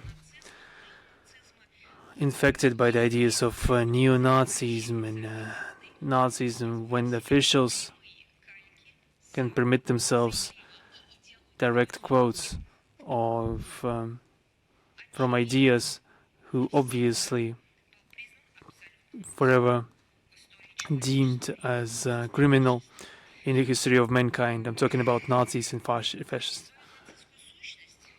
Mr. Drapati reflected his Nazi identity not only in his words, but also in his deeds in Donbass. Mr. Drapati, it was him who tried to crush civilians riding an IFV when those civilians protested against the national radicals banning the Russian language and cancelling Victory Day celebrations in Mariupol.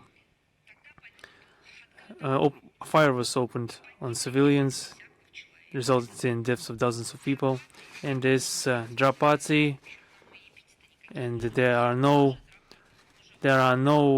additional epithets required for him. He's already Drapati. He is already craven. His essence is of a craven person. He also participated in the blockade of Donbass and ordered shelling of DPR, LPR residential areas. That's the same playbook that the Nazi invaders